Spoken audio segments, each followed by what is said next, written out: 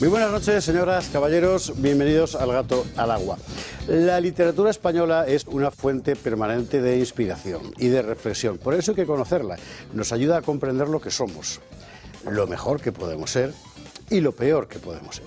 Dentro de la literatura española del siglo XX hay un concepto que una y otra vez reaparece en nuestras vidas. ¿Qué se le va a hacer? El concepto de esperpento.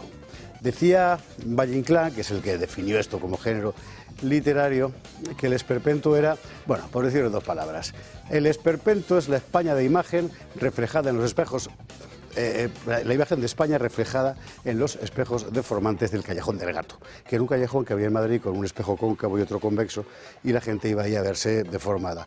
Eso es España. Bueno, no es España siempre así. Hoy sí es España así. Y lo hemos descubierto una vez más esta mañana al encontrar esta información. Una página web de prostitución se anunciaba exhibiendo como fundamental argumento de convicción comercial la participación del señor Ábalos. Aquí encuentran las escorts favoritas de los ministros. Bueno, cuando un país llega a este punto, un punto en el que las páginas de prostitución exhiben a los ministros como argumento de venta, creo que podemos decir exactamente eso. Estamos en pleno esperpento. Estamos en una España donde los ministros son argumento comercial de las páginas de prostitución, una España donde las vicepresidentas se ponen todas zaheridas porque alguien les ha dicho que están muy guapas, una España... o sea, esto es lo que hay. Valle Inclán decía también que estéticamente uno podía mirar la realidad de tres formas. O rodilla en tierra, como cuando cuentas las historias de los grandes héroes, el Cid campeador, todas esas cosas, ¿verdad? O de pie, para mirar a los héroes cara a cara, como Shakespeare. O desde arriba. Y entonces ves que son simplemente como insectos. Eso sería precisamente la visión del esperpento. Hoy, lamentablemente, nuestra clase gobernante nos obliga a mirar la realidad desde arriba, con una mirada entomológica. Son insectos. No pedimos una clase gobernante a la que poder admirar de rodillas, en fin, pero por lo menos una clase gobernante a la que poder mirar en pie, cara a cara, a ver si conseguimos salir de aquí. Como diría don Latino de Hispalis, cráneo privilegiado.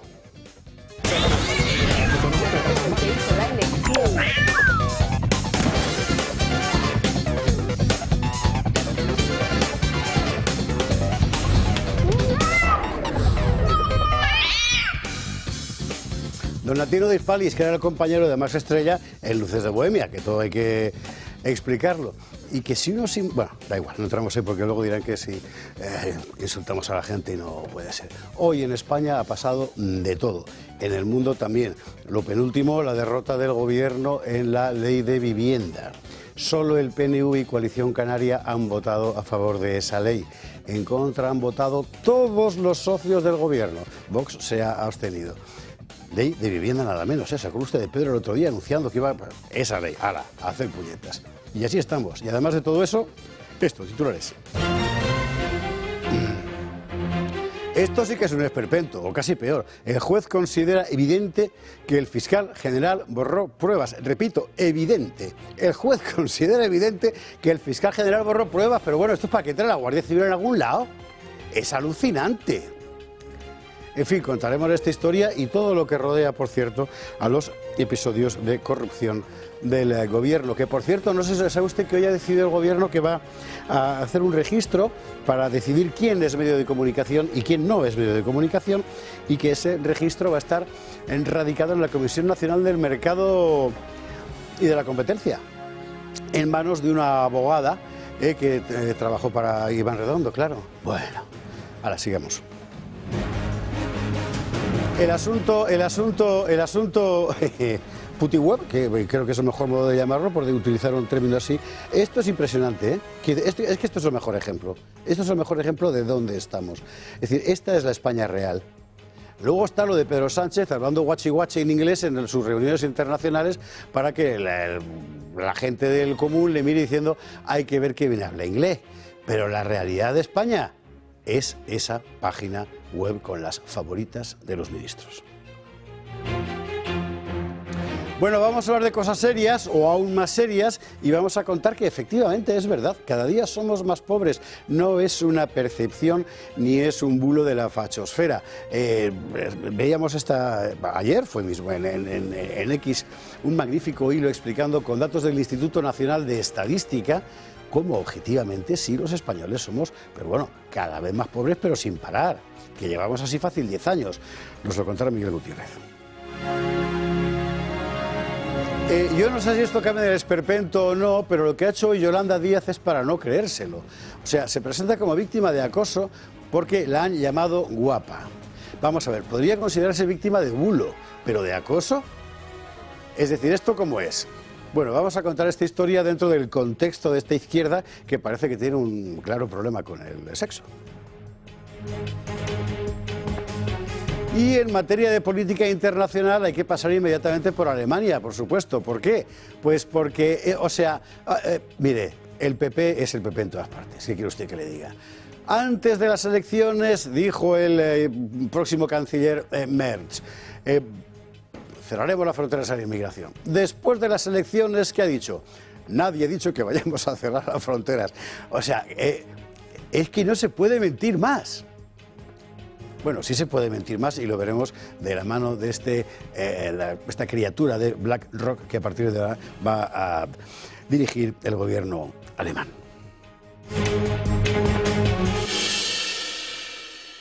Veremos todo esto en compañía de nuestros contertulios de esta noche, que hoy son contertulias fundamentalmente. Doña Ana Cuartero, muy buenas noches, ¿qué tal?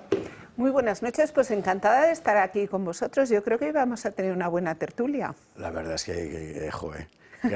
Hay veces que todo se confabula, de verdad, para que se han alineado los astros. Hay días que, claro, el programa es aburrido, porque vas a hablar de la condonación de la deuda, que no es tal, también hablaremos, pero bueno. Pero es que, joder, qué temas, madre mía. Madre mía. Ana, bienvenida, buenas noches. Doña Marcela Rigía, ¿cómo estás? Muy bien, José Javier, buenas noches. Muy contenta también de estar con Ana y con Gabriela, a las que tengo mucho aprecio y mucho cariño. Y no sé si te sientes intimidado, José Javier, con tanta mujer hoy aquí presente. No, porque no está Yolanda Díaz. No, pues, entonces, así que no. Bueno, vale. Claro. En ese caso, yo la verdad que sí que quería recordar que hoy se ha producido una cosa en el Congreso Español, que es la aprobación del anteproyecto de ley para la mejora de... Es que lo tengo que leer, porque como aquí hay que aplicarse todo lo contrario, para la mejora de la gobernanza democrática en sistemas de digitalización y medios de comunicación, que no viene sino a ser la consumación de la dictadura en la que, en mi opinión, ya está inmersa España, porque esto es un control de medios total y directo a través de la Comisión Nacional de Mercados de la Competencia, que ya había una norma para regular la competencia y en este ámbito y en muchísimos otros, ¿no? Y es la vigilancia y el control a los medios, y eso es muy peligroso. Estas sanciones además las va a regular esta comisión, que no sabemos ni con qué criterio ni mucho menos, y bueno, pues van desde los 30.000 euros hasta el 6% del beneficio del medio de comunicación en cuestión, ¿no? Lo cual pues parece que queda al arbitrio del pensamiento único del gobierno este, con lo cual yo creo que hay que recordarlo y traer a colación que esta gente mete los tentáculos en todos los ámbitos, ¿no? Sobre todo la medida es perfectamente superflua, es decir, ya todo el mundo puede averiguar quién es el accionista de cada medio, eso es público, no es ningún secreto para nadie. ¿Para qué hace el gobierno esto? Para amedrentar y para inventarse un instrumento de control remitiéndose a una legislación europea de forma falsaria. Porque en realidad... de control y de sanción. Y de sanción, porque va a quedar al arbitrio desde esta comisión las sanciones a determinados medios, que ya vamos a saber cuáles son los que no son afines al pensamiento único del señor Sánchez y sus secuaces. Además hay que recordar que tenemos como comisaria de competencia en la Unión Europea a Teresa Rivera, y en la Comisión Nacional de Mercados y la Competencia a su marido, o sea que todo queda en casa para meter en vereda a quien ellos consideren que está portándose un poco mal, quizá. Sí, ahí estamos. En fin, Marcela, bienvenida, buenas noches. Gracias. Cerrando mesa, doña Gabriela Camuñas, buenas noches, ¿cómo estás? Buenas noches, muchas gracias por volver a invitarme, José Javier. Yo simplemente quería decir que la educación no es machismo, eso faltaría, ¿no? Y aprovechando la referencia a la literatura, como decía también Calderón, ¿no? Aquí, en fin, la cortesía el buen trato, la fineza. O sea, si todo es machismo, nada es machismo. Entonces, me parece que no se puede frivolizar con este tipo de casos y vamos, que me parece absolutamente indignante. Machismo es pues lo que hacen algunos exministros, ¿no? De, oye, acudir a la prostitución, que muchas de ellas pues no sabemos si son víctimas de trata de blancas o si están metidas en alguna red criminal, etcétera. Entonces, que, oye, poner las cosas en su sitio. Pero bueno, y aprovechando que somos todas mujeres en la mesa, ¿a quién le molesta que le digan qué guapas estás? O sea, Yo no he dicho, precisamente por si acaso no he dicho nada. A mí lo que sí que me molesta es que sea una mujer que pertenece al mismo partido que Monedero y Errejón. Sí, total. Eso es lo que me molesta. Aparte, pero, eso es lo que me molesta. Sobre todo, por favor, porque es que tenemos a Monedero que sean todos ocupados, lo mismo que en el caso de Errejón, de cubrir dentro del partido que han abusado sexualmente de mujeres de su partido o presuntamente de alumnas de la universidad, que allí lo conocía todo el mundo, que todo el mundo se ha callado, que todo el mundo lo ha protegido. Ahora pretenden convencernos de que lo han protegido, como está de moda el tema de la protección de los datos personales, por no revelar datos personales de las mujeres que han denunciado estos tratos. Y ahora resulta que lo que es machismo es una porque le llaman guapa y otra porque el consejero en la Asamblea de Madrid le dijo: no me pongas morritos que me despiste. Yo no sé cuánto tiempo piensan que pueden tomar el pelo, sobre todo a nosotras. Sí, o sea, totalmente. A mí lo que me fastidia es que nos intenten tomar el pelo a nosotras. Sí, totalmente. Además, esto el periodista, parece ser, el periodista que le ha dicho eso a Yolanda Díaz, ha sido Bertrand Endongo, al que desde aquí mandamos un cariñoso saludo, ¿verdad? Y, ahora lo entiendo todo, ahora lo entiendo todo, claro. Yo también. Por la generosidad de Bertrand. Bertrand Endongo, que, con perdón, es que claro, es que Bertrand Endongo, es que el pobre no se puede ni refugiar en ser negro, porque es que la tienen tomada con él. Y eso no es racismo, es que esto es terrible. En fin. Bueno, Gabriela, bienvenida, buenas noches.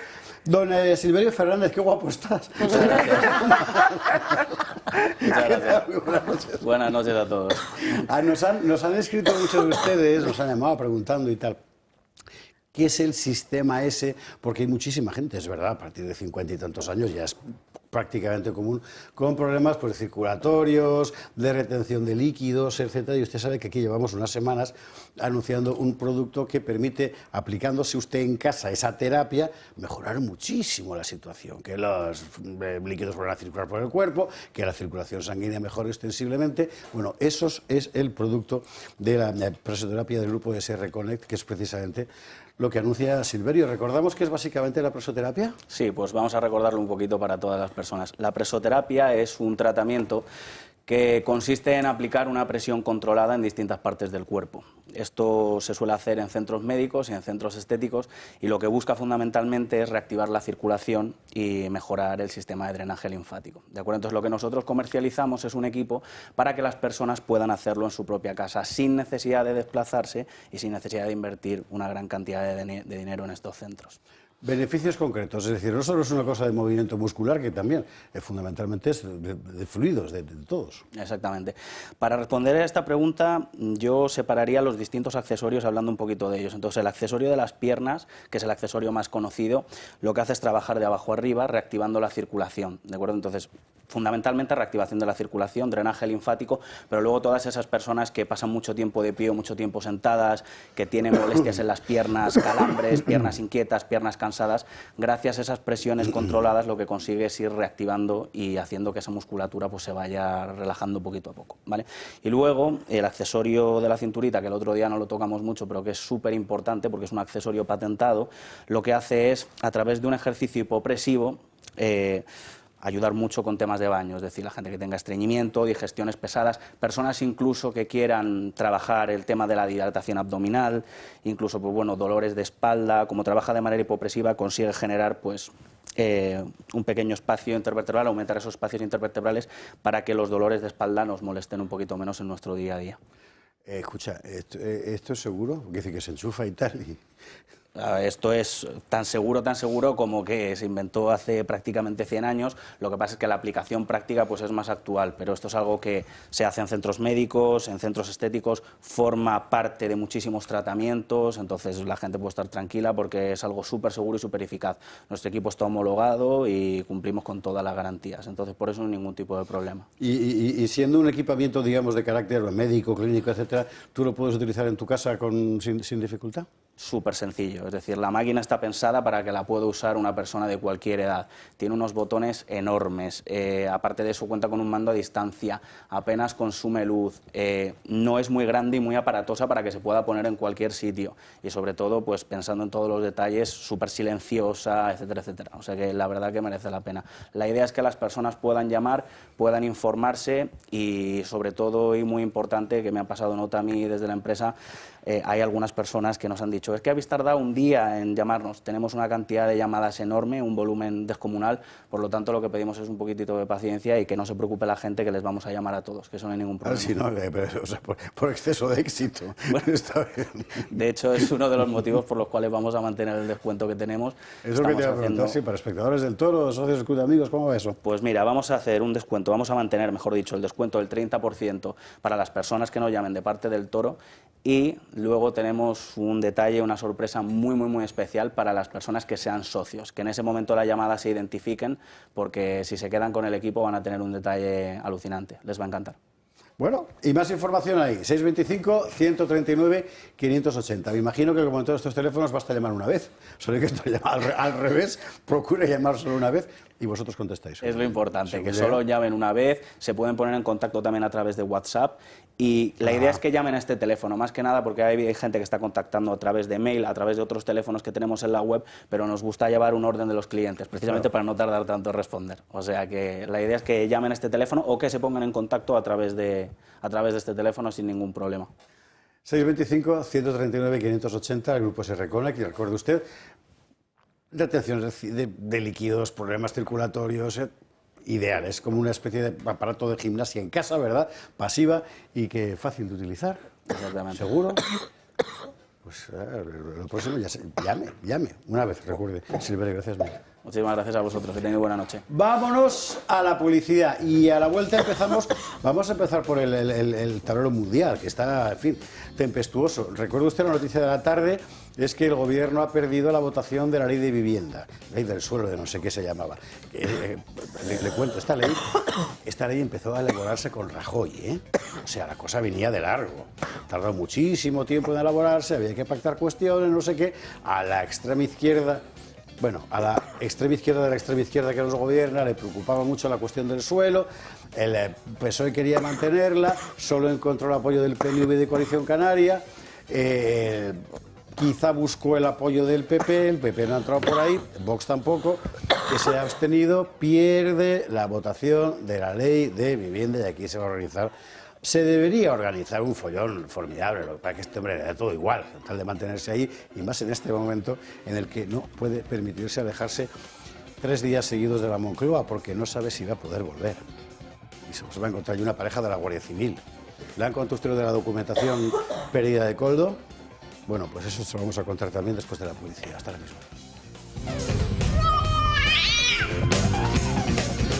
22:07, 21:07 en Canarias. Vamos a empezar por el paisaje internacional, que evidentemente es el paisaje. Es decir, todo el mundo está mirando a ver si es capaz de entender lo que está pasando en Ucrania, en Extremo Oriente, en Oriente Próximo. Bueno, resumen un poco de lo que ha pasado hoy en el día. Y, bueno, de parte, claro, porque todo no se puede mirar. El que nos sirve, Yago Soler.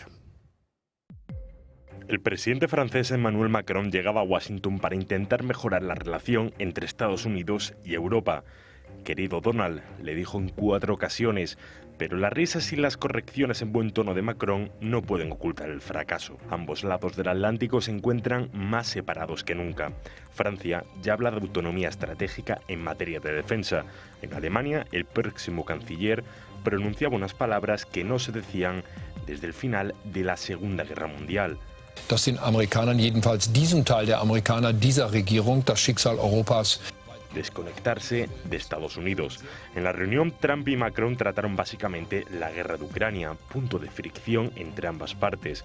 Francia pide que se escuche a Kiev y al viejo continente en las negociaciones. También sigue encima de la mesa el envío de tropas europeas a Ucrania. Italia se ha negado en las últimas horas. Mañana Macron explicará en un Consejo Europeo extraordinario los detalles del encuentro. Mientras tanto, Trump asentaba. Todo le parecía bien. Ya tenía en las manos lo que tanto deseaba, las tierras raras de Ucrania. Y doble alegría en la Casa Blanca. Rusia se abre a que empresas estadounidenses exploten sus extraños minerales, que incluirían los yacimientos en territorios ocupados a Ucrania.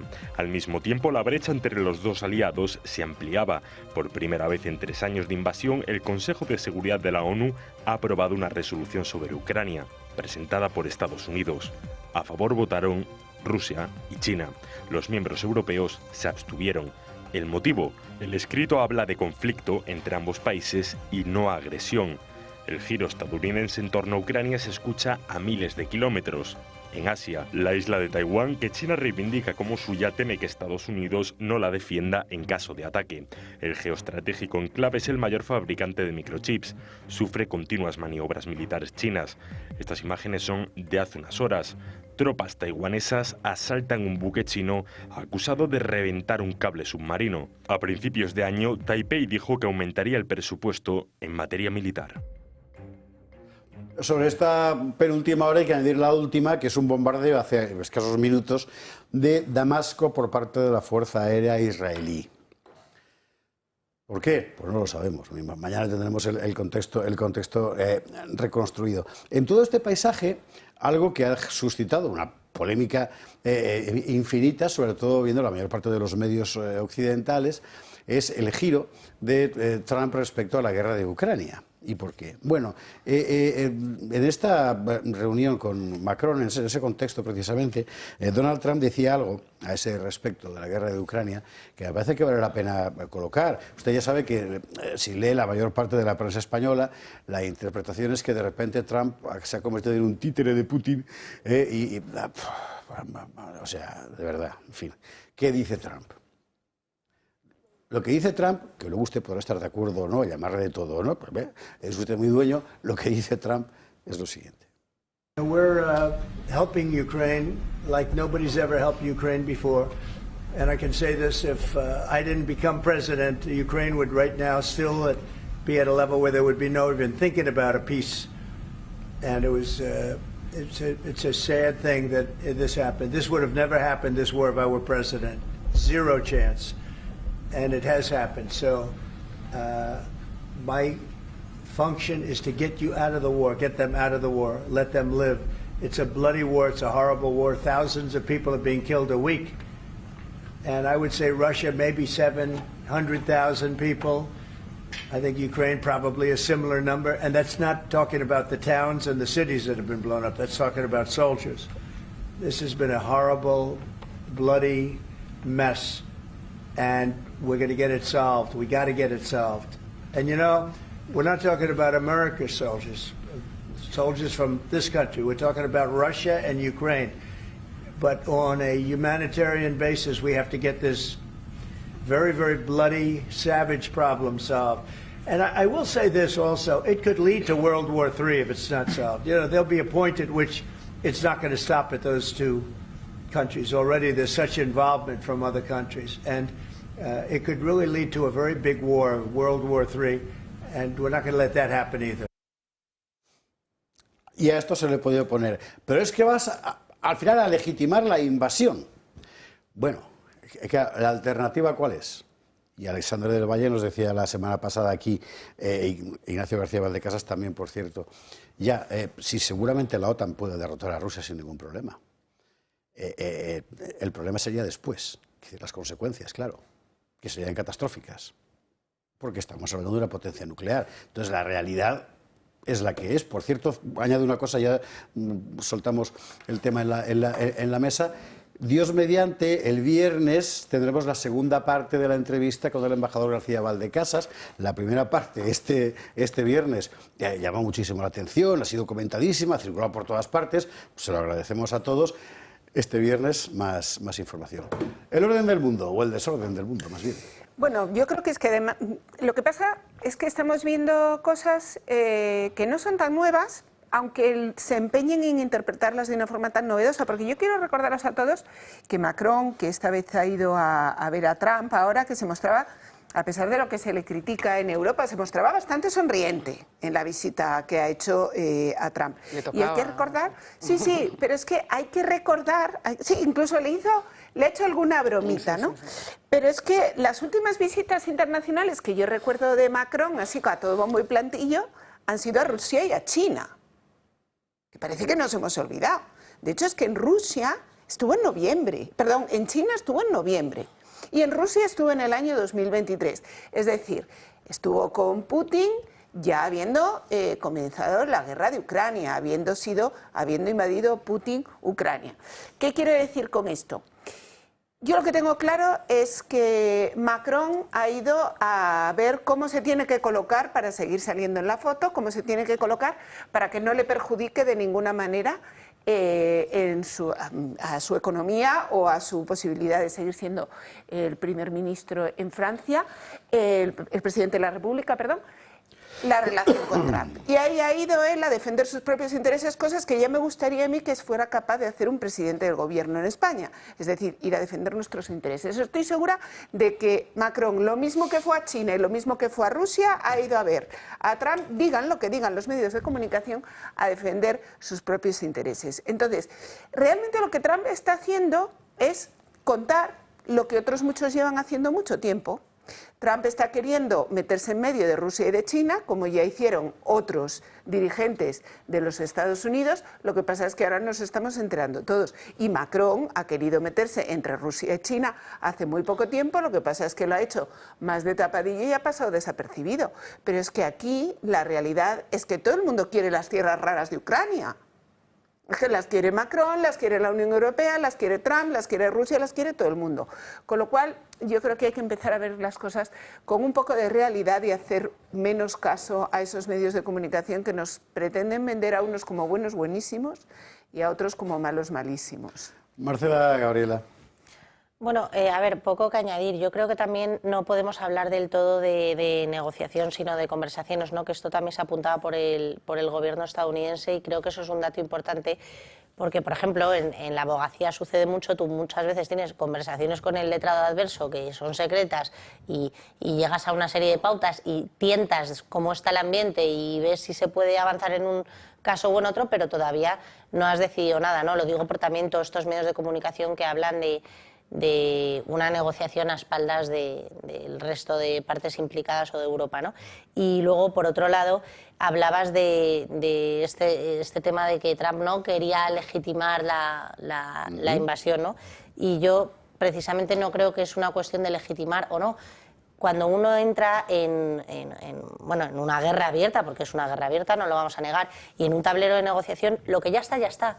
O sea, aquí no se ni legitima ni lo pasado, ni lo presente y tal. O sea, lo que ha sucedido hasta la fecha, ha sucedido hasta la fecha y se han dado los hechos como se han dado, ¿no? Entonces, yo creo que para avanzar en ese fin de la guerra, pues hay que dejar de un lado todo eso y comenzar las nuevas negociaciones sin pretender legitimar ni una parte ni la otra, ¿no? O sea, en eso consiste, yo creo, también la parte diplomática de poder alcanzar estos acuerdos y esta posible paz, ¿no? Entonces, bueno. ¿Y tú cómo lo ves? Pues yo creo que esto no es un tema de cambio de orden mundial, esto es un tema de que nos han cambiado de repente el relato, ¿no? Y creo que lo explicas hoy maravillosamente en tu artículo, José Javier. Entonces, ¿cuál es el tema? Que claro... Claro, efectivamente, Gabriela viene con los bebés. Esa es la cuestión. Entonces, si nosotros hemos entrado en un marco mental donde... ¿qué se nos ha vendido? ¿No? Pues se nos ha vendido efectivamente pues, que Putin es un loco que se levanta por la mañana y tiene un afán expansionista, que habla del derecho internacional, que pobre Ucrania, ¿sabes? Como el desvalido, como el Rayo Vallecano, plan pobre Rayo Vallecano que está contra el Real Madrid, pues todo el mundo tiene que apoyar al Rayo Vallecano. La realidad, más allá de que eso sea cierto o falso, es que Ucrania nunca, imposible, se hubiera metido en un conflicto contra Rusia si nadie la apoya. O sea, nadie se atreve, menos un país como Ucrania de la semiperiferia.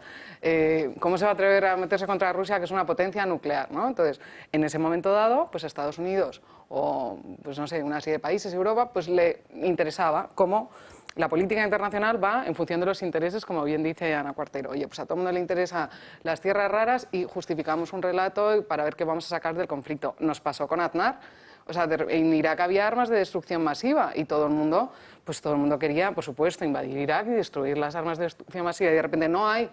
No ha cambiado el orden mundial, ha cambiado pues, el relato y una administración que ahora es distinta y que entiende que sus intereses no son pues, unas guerras fuera de sus fronteras. Entiende que sus intereses es, oye, proteger mis fronteras y unos dicen, bueno, igual es para aislar a Rusia porque... Bueno, el interés de Estados Unidos está en China, no tanto claro, en... O sea, pero que en verdad no o sea, están en la cabeza de Trump, entiéndeme, cuáles son esos intereses ocultos. Entonces, son unos temas y unos conflictos complicadísimos como para aventurarnos, porque mañana nos cambian otra vez la historia. Son conflictos geoestratégicos que van más allá de la cabeza de Trump, o sea, es del interés de los Estados Unidos y de esta nueva política trumpista que es o sea, intervencionista de protección estatal, o sea, eso está clarísimo. Entonces, van a proteger sus intereses por encima de todo, lo cual me parece legítimo como presidente de un país. Pero a mí eso además me está encanta claro, pero... el show Naciones Unidas, porque además han montado su show en Naciones Unidas con esa declaración en la que vota toda la Unión Europea en contra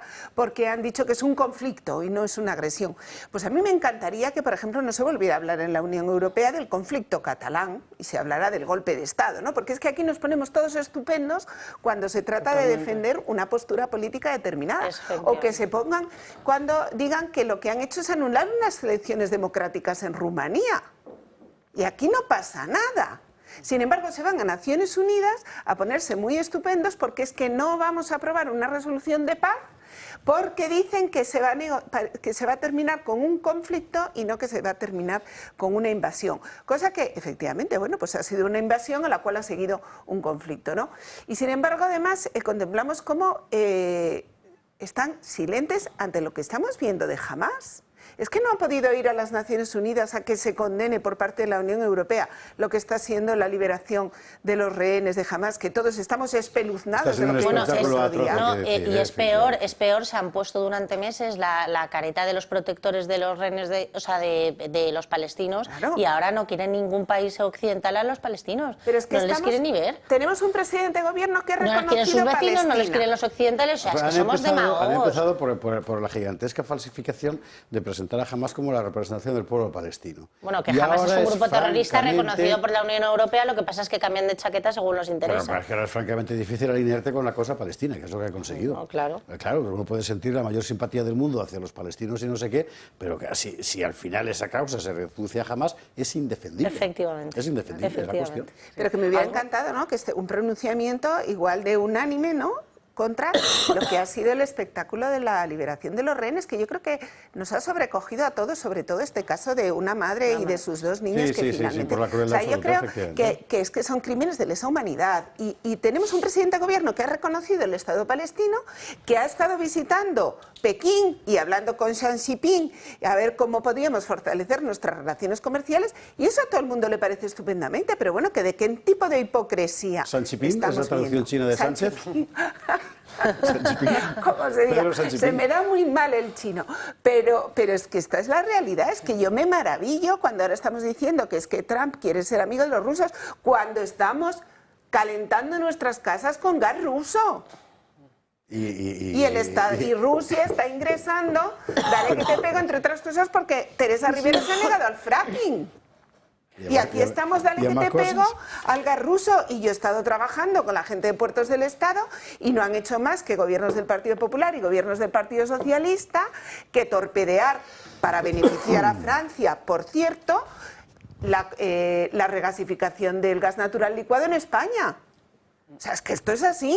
¿Y esto a qué lleva? A que en vez de haber desarrollado un negocio próspero de regasificación en nuestras terminales en España, lo están haciendo los franceses y lo están haciendo los polacos. Y ahora resulta que es que el que está beneficiando a Rusia es Trump. Hombre, yo creo que hay que hablar las cosas con un poquito de conocimiento, porque aquí estamos ingresando en las cuentas de Moscú por el gas ruso todos los días, uno detrás de otro, nuestros euros. El oro de Moscú otra vez. El oro de Moscú. Algo similar ha padecido con Alice Weidel, de AfD, ¿no? Le criticaban, ella hizo unas declaraciones diciendo que su política internacional, que ella la quería hacer independiente y en favor de los intereses de Alemania y a lo mejor desligada pues, de Estados Unidos, ¿no? Entonces, ahora se da la situación que es Merz el que no está alineado con la política estadounidense. O sea, quiero decir, te pueden cambiar el paso y bueno... Lo cual quiere decir que nuestros medios, cuando hablan de la política norteamericana, no hablan de Estados Unidos. Claro. Hablan del lobby de poder, del establishment, del Partido Demócrata y sus conexiones financieras. Exacto. Entonces, conviene poner las cosas... Hombre, a lo mejor esa idea de que los medios de comunicación digan claramente quiénes son sus accionistas, ¿verdad? No estaría mal para que nos enteremos, claro. Es decir, ¿qué es lo que puede llevar un medio de comunicación español? Por ejemplo, a considerar que, aquí lo hemos contado, hace un año, decir que te querías separar de los Estados Unidos era ser pro-Putin, y ahora, claro, decir que quieres ir a los Estados Unidos también es ser pro-Putin. Claro, o sea, vamos a ver, claro. No, y luego coincido con Trump, yo creo que este conflicto no hubiera pasado y, o sea, no dejemos de recordar más allá de las cifras, él dice que serán más o menos un millón. Él habla de 700.000 muertos por bando aproximadamente. Yo había visto entre los dos, entre 800.000 y 900.000, pero que es que es, a ver, que es un conflicto fratricida. O sea, que antes del 91 Ucrania era Rusia y anda que no habrá familias que tendrán un abuelo ruso, un abuelo ucraniano, rusófono, o sea, que es un drama. O sea, igual el desbarajuste del orden mundial era antes, cuando se había, ¿sabes?, llegado a una situación de guerra fratricida entre, oye, pues poblaciones casi hermanas o primas lejanas, que es el verdadero desastre. Entonces, y dejando a un lado que San Zelensky, porque parece San Zelensky, les diría a todas las feministas que tenía granjas de mujeres para vientres de alquiler, que incluso se promocionaban en ferias en IFEMA en Madrid. Sí. Entonces, yo animo a Yolanda Díaz y a todas estas a que se manifiesten en contra del negocio, que además era un negocio de Estado en Ucrania. Granjas de mujeres. Granjas de mujeres, vientres de alquiler que venían los niños ricos del resto de Europa, iban a IFEMA, contactaban con la granja en Ucrania y se traían al bebé. O sea, que este es Zelensky también, oye, que hay que contarlo. ¿Qué se ha hecho con todo el dinero? Porque anda que no ha habido fondos. Ahora y fondos. va a haber un problema serio. Pues yo no sé cómo van a intentar ser coherentes. Está muy bien que traigas este asunto. Mira, era una cosa que yo quería decir y que se me olvidó el otro día. A Trump se le ha reprochado, y seguramente con razón, que se haya pronunciado en términos tan despectivos respecto a Zelensky. Bueno, seguramente es cierto, sobre todo teniendo en cuenta el marco narrativo en el que estamos, ¿no? Pero usted tenga la seguridad de que Trump tiene más información que nosotros sobre lo que pasa en Ucrania. No le quepa duda. Claro. Y la reacción de Zelensky a eso ha sido bajar las orejas, ¿eh? Pero el problema no es Zelensky. O sea, Zelensky es el rostro de un conglomerado de poder oligárquico en Ucrania. Siempre lo ha sido, él y todos los demás. Es decir, pero es que Ucrania funciona así, funcionaba así antes y seguirá funcionando así ahora. Y a ver lo que pasa ahí con ese dinero. Yo no voy a decir que Zelensky se lo lleva a su casa, porque no lo sé. Lo que sí que sé, porque lo sabe todo el mundo, es que ha desaparecido un montón de dinero. Pues decía el otro día Tucker Carlson en su canal, en una entrevista, decía que venía de Suiza, que acababa de estar, dice, acaba de estar en Suiza y no esquiando, no precisamente esquiando, es decir, yo creo que pretendía decir que había ido a trabajar, ¿no? Y decía, bueno, ya sabéis lo que es Suiza, ¿no? Y sabéis lo que es, pues, San Moritz y toda esta zona, ¿no? Y decía, oye... No, yo la verdad que no. Porque disfrutas de la vida con los esquíes y tal. No, chica, yo voy aquí a Valdesquí, a Navacerrada y con suerte. Corrijo. Sé ubicarlo en el mapa y desde que tenemos el Google Maps y esto del Google Earth, incluso te puedes dar un paseíto por allá, pero creo que es lo máximo a lo que voy a llegar. Pero bueno, lo que él decía es que había, o sea, las máximas riquezas que había encontrado allí, alojados, eran ucranianos que se han dedicado al tráfico de las armas procedentes de Estados Unidos con destino a redes de narcotráfico y ejércitos paralelos. ¿Es verdad o mentira? No lo sé. Lo ha denunciado aquí la policía. Es así, en toda Europa se está haciendo así. Entonces, claro... Mira, voy a contar una cosa que me parece que no he contado nunca en público, creo yo. Creo que no lo he contado. Pero por estas cosas de mis aficiones tuve el honor de que me pusieran una condecoración por una cosa militar hace unos meses en Asturias con unos amigos. Bueno, Y en ese turno de condecoraciones había 4 chavales que venían de la Legión Extranjera Francesa, 3 españoles y un croata,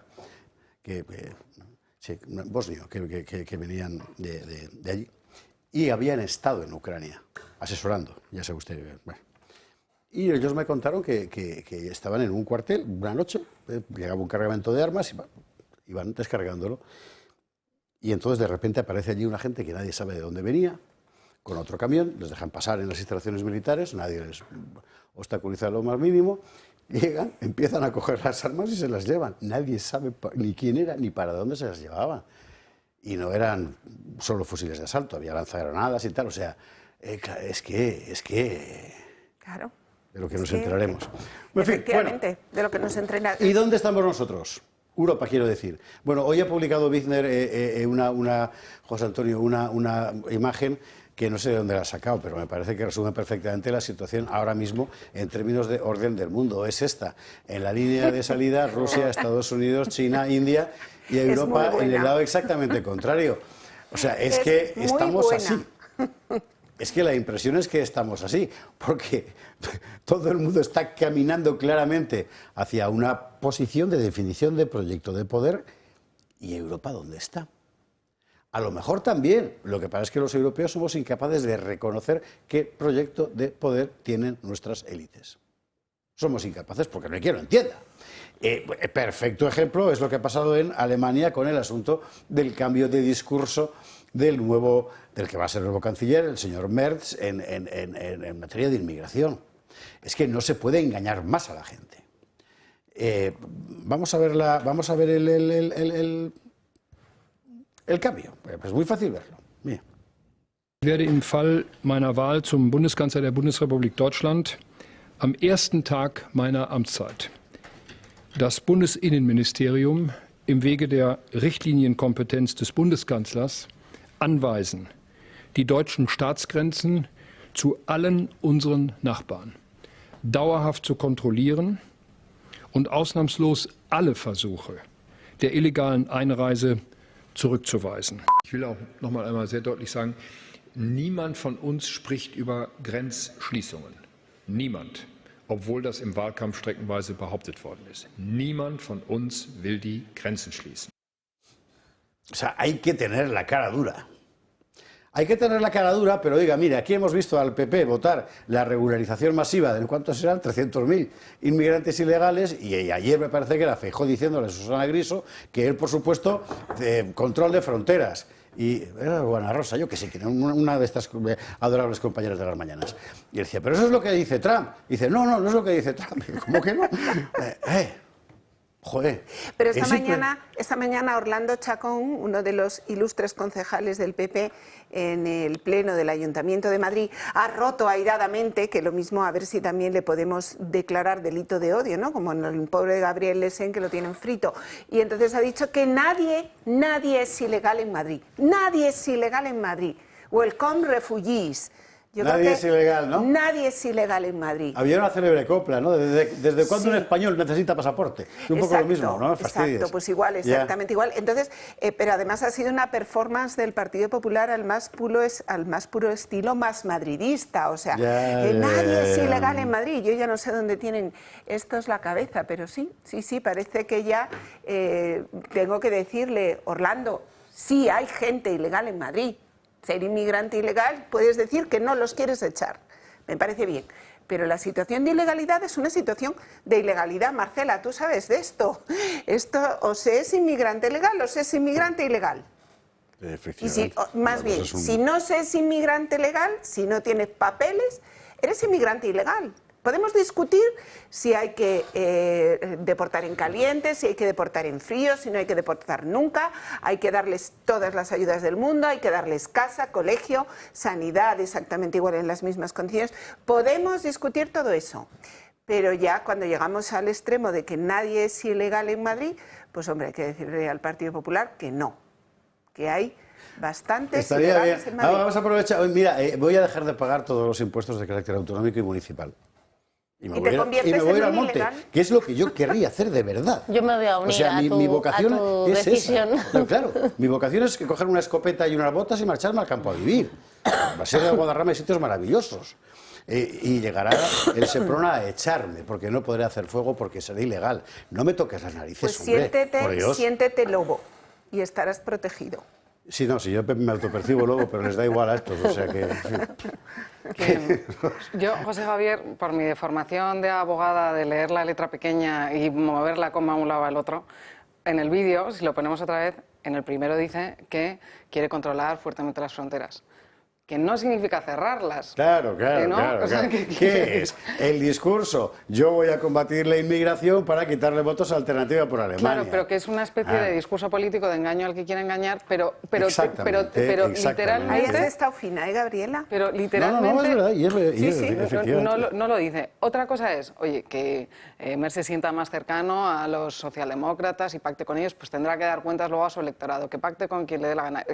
Claramente, o sea, el pacto de Estado antes, cuando los socialdemócratas eran fuertes, pues bueno, o sea, tiene una venta y puede llegar, oye, a ser coherente, ¿no? Oye, la mayoría de lo que quiere la población, pero es que ha perdido un 16%, AfD es la segunda fuerza, de un 20% de voto, pero que ya lo justificará. A mí, oye, que cada uno llegue a las coaliciones que quiera, pero supongo que habrá muchos votantes suyos pues que estén indignados. Habrá otros que no y que prefieran una coalición. Yo creo que igual pasará aquí con el PP. Sí. O sea, hay gente que prefiere... Me estás quitando mi argumentario, ¿eh? Pues ya te lo digo.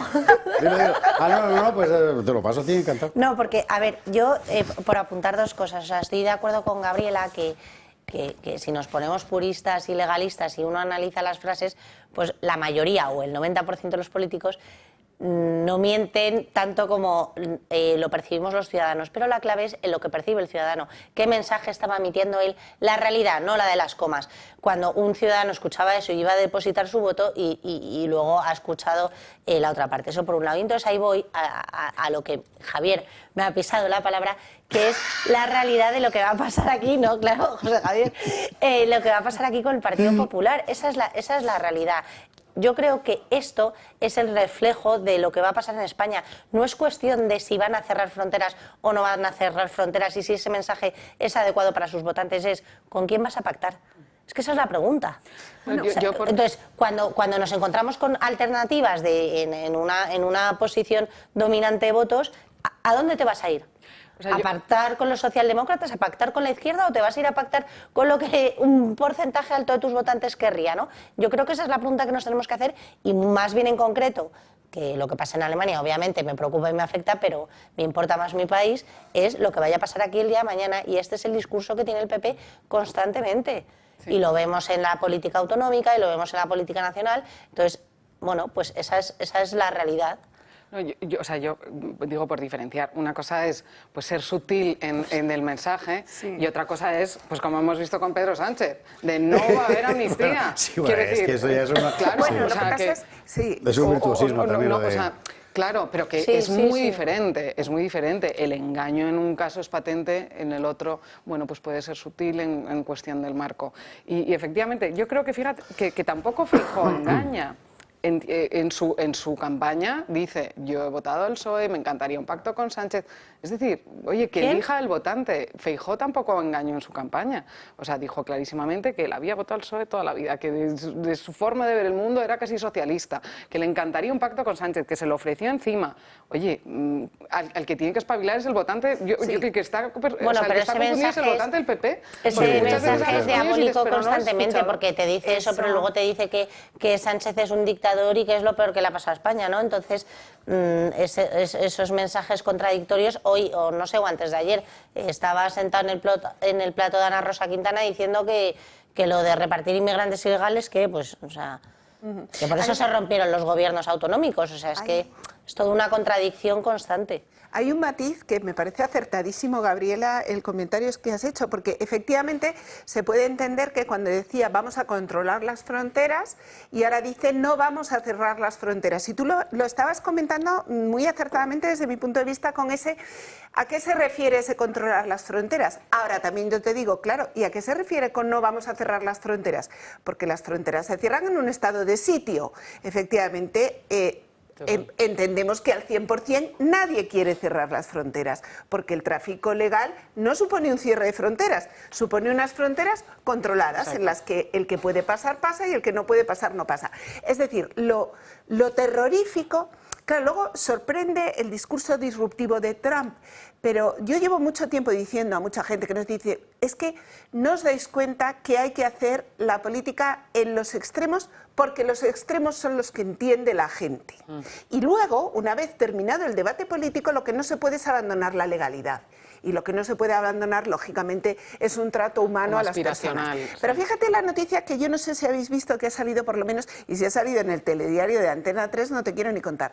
Decían que ya están de vuelta lanchas de inmigrantes de la frontera de Estados Unidos. Diciendo tranquilamente, porque allí todo el mundo se volvía en la misma barquita en la que había llegado diciendo, es que no hay quien pase. Es que hoy no hay quien pase. Es decir, no han sido metidos en un campo de concentración, no les ha disparado nadie, no les ha humillado, simplemente les han dicho, ¿tiene usted los papeles en regla para pasar la frontera? No. ¿La frontera está cerrada? No, porque si usted tiene los papeles en regla, usted va a pasar la frontera. Pero como no tiene los papeles en regla, tiene usted dos opciones. O se queda aquí esperando o se vuelve a su casa. Y se volvían para su casa. Bueno, esa es la segunda parte de la gravedad del mensaje que yo siempre he recordado, que es que estamos aquí normalizando una situación ilegal. Claro. O sea, algo que va contra el eje. Entonces es que normalizamos eso como si esto fuese como si a un ciudadano de a pie español, como si a un ciudadano de a pie español no le señalaran o no le, Hacienda le persiguiera hasta el final si comete una ilegalidad. Bueno. Pero aquí dejamos pasar a gente de todos lados en un estado ilegal y no pasa nada. No pasa. No, yo simplemente, porque lo hemos mencionado, ¿no? Oye, Europa tiene que encontrar hacia dónde va. Creo que lo explicó muy bien Meloni el otro día y Santiago Abascal, ¿no? Oye, pues Europa, ¿qué es? Pues es Grecia, es la racionalidad, la filosofía, es el derecho romano, el Estado de Derecho, la libertad, son los valores cristianos, que está muy ligado a la dignidad. Pues eso es lo que tiene que entender Europa en donde estamos. De momento, dos cosas añadimos más sobre el asunto alemán, de que seguiremos, lógicamente, contando. Pues el país fundamental de Europa, en todos los órdenes, económico, etc. Bueno, el voto gay. Esto lo digo porque hay mucha gente que está diciendo que Alemania, o sea, Alternativa por Alemania es abiertamente nazi. Mire, no. Es que no es, sencillamente no es verdad, es otra cosa. Ha salido, por cierto, la cifra, los datos de a quién apoya los homosexuales alemanes. Fundamentalmente Alternativa por Alemania. Bueno, es lógico por otra parte, porque, claro, ¿qué vas a hacer? Apoyar a otras opciones que defienden a países en los que terminas en una grúa colgado. Bueno, esto es interesante. Otro sí, dentro del examen de los votos de Alternativa por Alemania es muy interesante dónde ha sido mayoría. Vamos a ver el siguiente titular, porque Alternativa por Alemania ha sido mayoría en las zonas donde hay menos inmigrantes. Lo cual quiere decir que ha sido el voto inmigrante, al final, el que ha inclinado la balanza del lado democristiano y socialdemócrata en muchos lugares. Cosa que es muy interesante. Bueno, en fin, seguiremos según vayan saliendo datos. Ayer ofrecíamos el del voto joven, el del voto obrero, etcétera, para obtener una radiografía real de la sociedad alemana. De momento, ¿sabe usted? El señor Merz. ¿Cuál fue el voto joven? Perdona, que no te vi ayer, José Javier. Porque estabas con el fútbol. El voto... No, yo no soy de fútbol, soy de toros. El voto joven era... o Die Linke, ¿no? Die Linke o Alternativa. Die Linke, que quiere decir la izquierda, no Die Linke, que eso es aquí. Die Linke, bueno. Mayoritariamente, bueno. Con diferencia, sí. Bueno, el señor Merz, lo recordamos, seguiremos trazándole el perfil, largos años capo de la oficina de BlackRock en Alemania. Amigo mío. Su nombre del mundo de la finanza, largos años cabeza de un famosísimo despacho de abogados que es el gran lobby financiero europeo en Alemania. Es ese mundo. Eso es el señor Merz. Pues claro, así se sabe lo de las comas que dice Gabriela. Claro, es que es un profesional del asunto. En fin, bueno, Publi, y nos vamos a empezar con con la cuestión nacional, pero mire, no vamos a empezar por la política nacional, o mejor dicho, sí, pero por esa política nacional de la que el gobierno nunca quiere hablar, que es la situación real de los españoles, que todos estamos viviendo, que es que cada año somos más pobres y es un hecho objetivo, lo ves en todo, en lo que has consumido y lo que dejas de consumir, en aquello a lo que puedes aspirar y ya no puedes aspirar, en todas esas cosas, con cifras del Instituto Nacional de Estadística, dentro de un instante, después de la publicidad. Controlar los niveles de azúcar es fundamental para tener una buena salud. Lo sabes bien si eres diabético de tipo 2 o prediabético, o tienes que controlar tu nivel de glucosa en sangre varias veces al día por distintas razones médicas. Hasta ahora esta prueba se hacía con los glucómetros tradicionales, analizando una muestra de sangre extraída tras un pinchazo en el dedo y midiendo el nivel de glucosa con una tira reactiva. Un proceso sin duda doloroso y molesto. Afortunadamente ya es posible conocer estos niveles de una manera más cómoda e indolora, gracias al innovador glucómetro sin pinchazo de Protege tu Vida, sin aguja, sin necesidad de realizar las molestas extracciones de sangre. Este nuevo sistema no invasivo obtiene un resultado igual de fiable con la ayuda de los rayos infrarrojos, metiendo simplemente un dedo en la pinza similar a la que mide el oxígeno en sangre, con resultados en pocos segundos. No lo dudes, llama al 973-0101 y mide tu glucosa en sangre sin pinchazos ni dolor.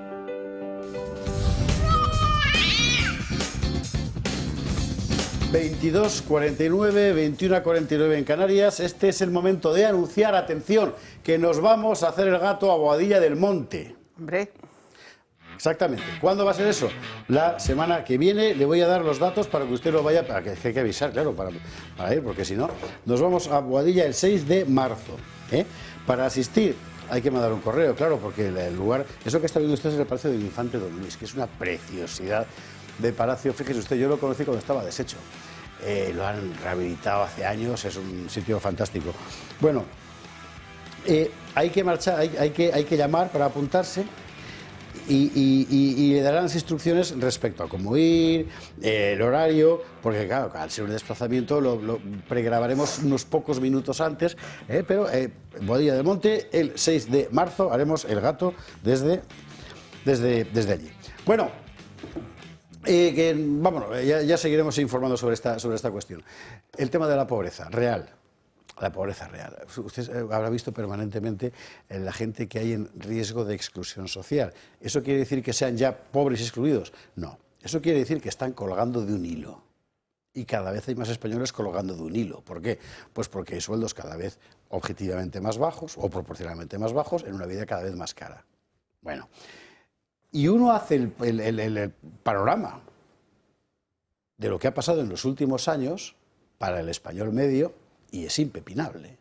Efectivamente, somos cada vez más pobres. Bueno, informe Gutiérrez. España nunca ha marchado tan bien según el presidente del gobierno. España está viviendo uno de sus mejores momentos de los últimos 20 años. Y son datos objetivos, indiscutibles. El problema es que esos datos objetivos e indiscutibles sostienen justo lo contrario. El bienestar de los españoles se ha degradado en las últimas 2 décadas. No hay más que mirar los datos del Instituto Nacional de Estadística. Primero, en 2023 gastamos menos que en 2006, un 7,9% menos para ser exactos. Llevamos 17 años estancados. Los españoles no se pueden permitir gastar más, pues ven mermado su poder adquisitivo. Ahora gastamos más en lo esencial, que se ha encarecido sustancialmente. Por ejemplo, el gasto en vivienda ha subido un 17,4%, en salud un 41,1% y en educación un 14,4%. El gasto necesario ha crecido de media un 7,7%, mientras que el no esencial se ha desplomado un 20,2%. A pesar de todo, recuerden, España vive uno de sus mejores momentos de las últimas décadas. El caso de la vivienda es quizá el más sangrante y por ello ocupa un puesto principal en la actualidad política. Y es que el incremento de gasto en el régimen de alquiler en el periodo 2006-2023 fue estable hasta 2018, pero desde que llegó Sánchez a Moncloa ha crecido con fuerza. Ha subido un 20% en 17 años. Por su parte, los suministros como agua, gas y electricidad para el hogar cuestan un 14,5% más. Ante esto, los españoles se han visto obligados a atarse el cinturón y renunciar a muchas cosas. Se ha producido un tremendo desplome del gasto en alimentación, ya que optamos por opciones más baratas como el pollo en lugar de la carne de vacuno, al igual que consumimos menos pescado. En transporte propio, por el encarecimiento de los vehículos, que llevan al consumidor a optar por coches de segunda mano o a cambiar directamente al transporte público. Menos gasto en viajes y bienes de ocio, en restauración, en ropa, en muebles y hogar, en seguros, en transporte público crecientemente subsidiado, en alcohol y tabaco y en otros muchos. La pérdida de poder adquisitivo es latente, lo cual lleva al español medio a renunciar a muchas cosas con tal de poder sufragar lo esencial, que es ahora mucho más caro. A pesar de todos estos datos, no se desanimen y recuerden que España vive uno de sus mejores momentos de las últimas décadas. Pues si Miguel Gutiérrez pretendía que no nos desanimáramos, podía haber puesto, no sé, en fin, alguien bailando una jota, porque... Pero bueno, estos son los datos reales y es lo que estamos viviendo todos. Objetivamente es así, uno echa la vista atrás, lo que antes solía hacer y lo que hace ahora, y evidentemente la contracción es enorme. ¿Sigue habiendo gente en los bares? Así. ¿Pero qué consume? Mucho menos, y cosas más baratas. ¿Sigue habiendo colas en los mercados? Claro, sí, efectivamente. ¿Y qué compra la gente? Cosas más baratas que antes. Y esta es la realidad. Pues sí, así es. Y yo creo que nosotros desde luego en Vox llevamos alertando muchísimo tiempo porque lo que se está produciendo en España es un deterioro constante de la clase media. La clase media que antes aspiraba a tener la casa en propiedad, ¿no?, que era ese signo distintivo de la clase media, cada vez lo tiene más lejos. De los últimos datos, fijaros cómo estamos en la Comunidad de Madrid, que en el año 2023 un 12,5% de los madrileños no pudieron pagar puntualmente los gastos fijos de su casa, es decir, o hipoteca, alquiler, luz, agua, gas, los servicios básicos, ¿no? Daros cuenta, en la Comunidad de Madrid, la que tiene el mayor Producto Interior Bruto, la que tiene la renta media más alta, tenemos entre 12 y 13 madrileños que no son capaces de hacer frente a esos gastos. Cuando llegó, por ejemplo, la señora Ayuso al gobierno, era de menos de 10 madrileños que estaban en esa situación. Es decir, también en Madrid la clase media está sufriendo cada vez más. Y tenemos a un 17% de los madrileños con 3 signos de pobreza. Entonces, yo creo que esto es un dato que es alarmante. Es un dato que es alarmante porque nos espera subida del agua, subida de la tasa de basuras, van por 93 las subidas de impuestos de Pedro Sánchez y lo que está claro es que no hay ningún gobierno autonómico que esté siendo capaz o que esté dando un paso adelante para neutralizar esas subidas de impuestos. Y yo, en la parte de presupuestos, que también me toca, siempre digo que es que hay que hacer una oposición firme también en esa materia. Es decir, no nos podemos contentar con que las subidas de impuestos son culpa del señor Sánchez y como el señor Sánchez sube los impuestos, los madrileños, pues ¿cómo no van a sufrir? Es que hay, por ejemplo, un 50% del IRPF que es competencia de la comunidad autónoma. ¿Qué hacemos con ese 50% del IRPF? Es que el presupuesto de la Comunidad de Madrid ha subido 6.000 millones de euros en los últimos 5 años, lo equivalente a un 25% del presupuesto. Sí. Algo se tiene que poder hacer porque al final, sea en presupuestos autonómicos, sea en presupuesto general del Estado, y luego creo que vamos a hablar de ello, sea en condonación de la deuda, que ahora es de la comunidad autónoma y va a pasar a ser del Estado, los paganos siempre somos los mismos, que somos los españoles. Entonces, yo creo que aquí hay que hacer una reflexión profunda y empezar a pensar en que el español medio no puede más. Marcela, Gabriela. Bueno, no puedo estar más de acuerdo en todo lo que ha mencionado Ana, pero a mí a veces no me gusta hablar tanto de datos o de, bueno, ya no los estatales, sino la realidad de otros datos que se confrontan con ellos, sino de la realidad de la vida de cualquiera de nosotros un mes. Sí, efectivamente, o sea, esa es la cuestión, que nosotros... Imaginémonos que tenemos el mismo trabajo que hace 10 años, la misma situación económica estable, etcétera, pero la realidad es que uno va a la compra, uno paga el gas, uno paga, las cosas esenciales de su vida y su capacidad de ahorro es cada vez menor. Y, o sea, es que es imposible ahorrar en la vida actual española, ¿no? Entonces eso no es una cuestión ni de datos, ni de que este señor diga que va como un cohete, que cuando dice eso ya sabemos que va todo lo contrario, es la realidad que vivimos todos los ciudadanos. Y eso es un problema. Tú apuntabas muy bien, José Javier, ¿no?, que cada vez hay más españoles colgando de un hilo.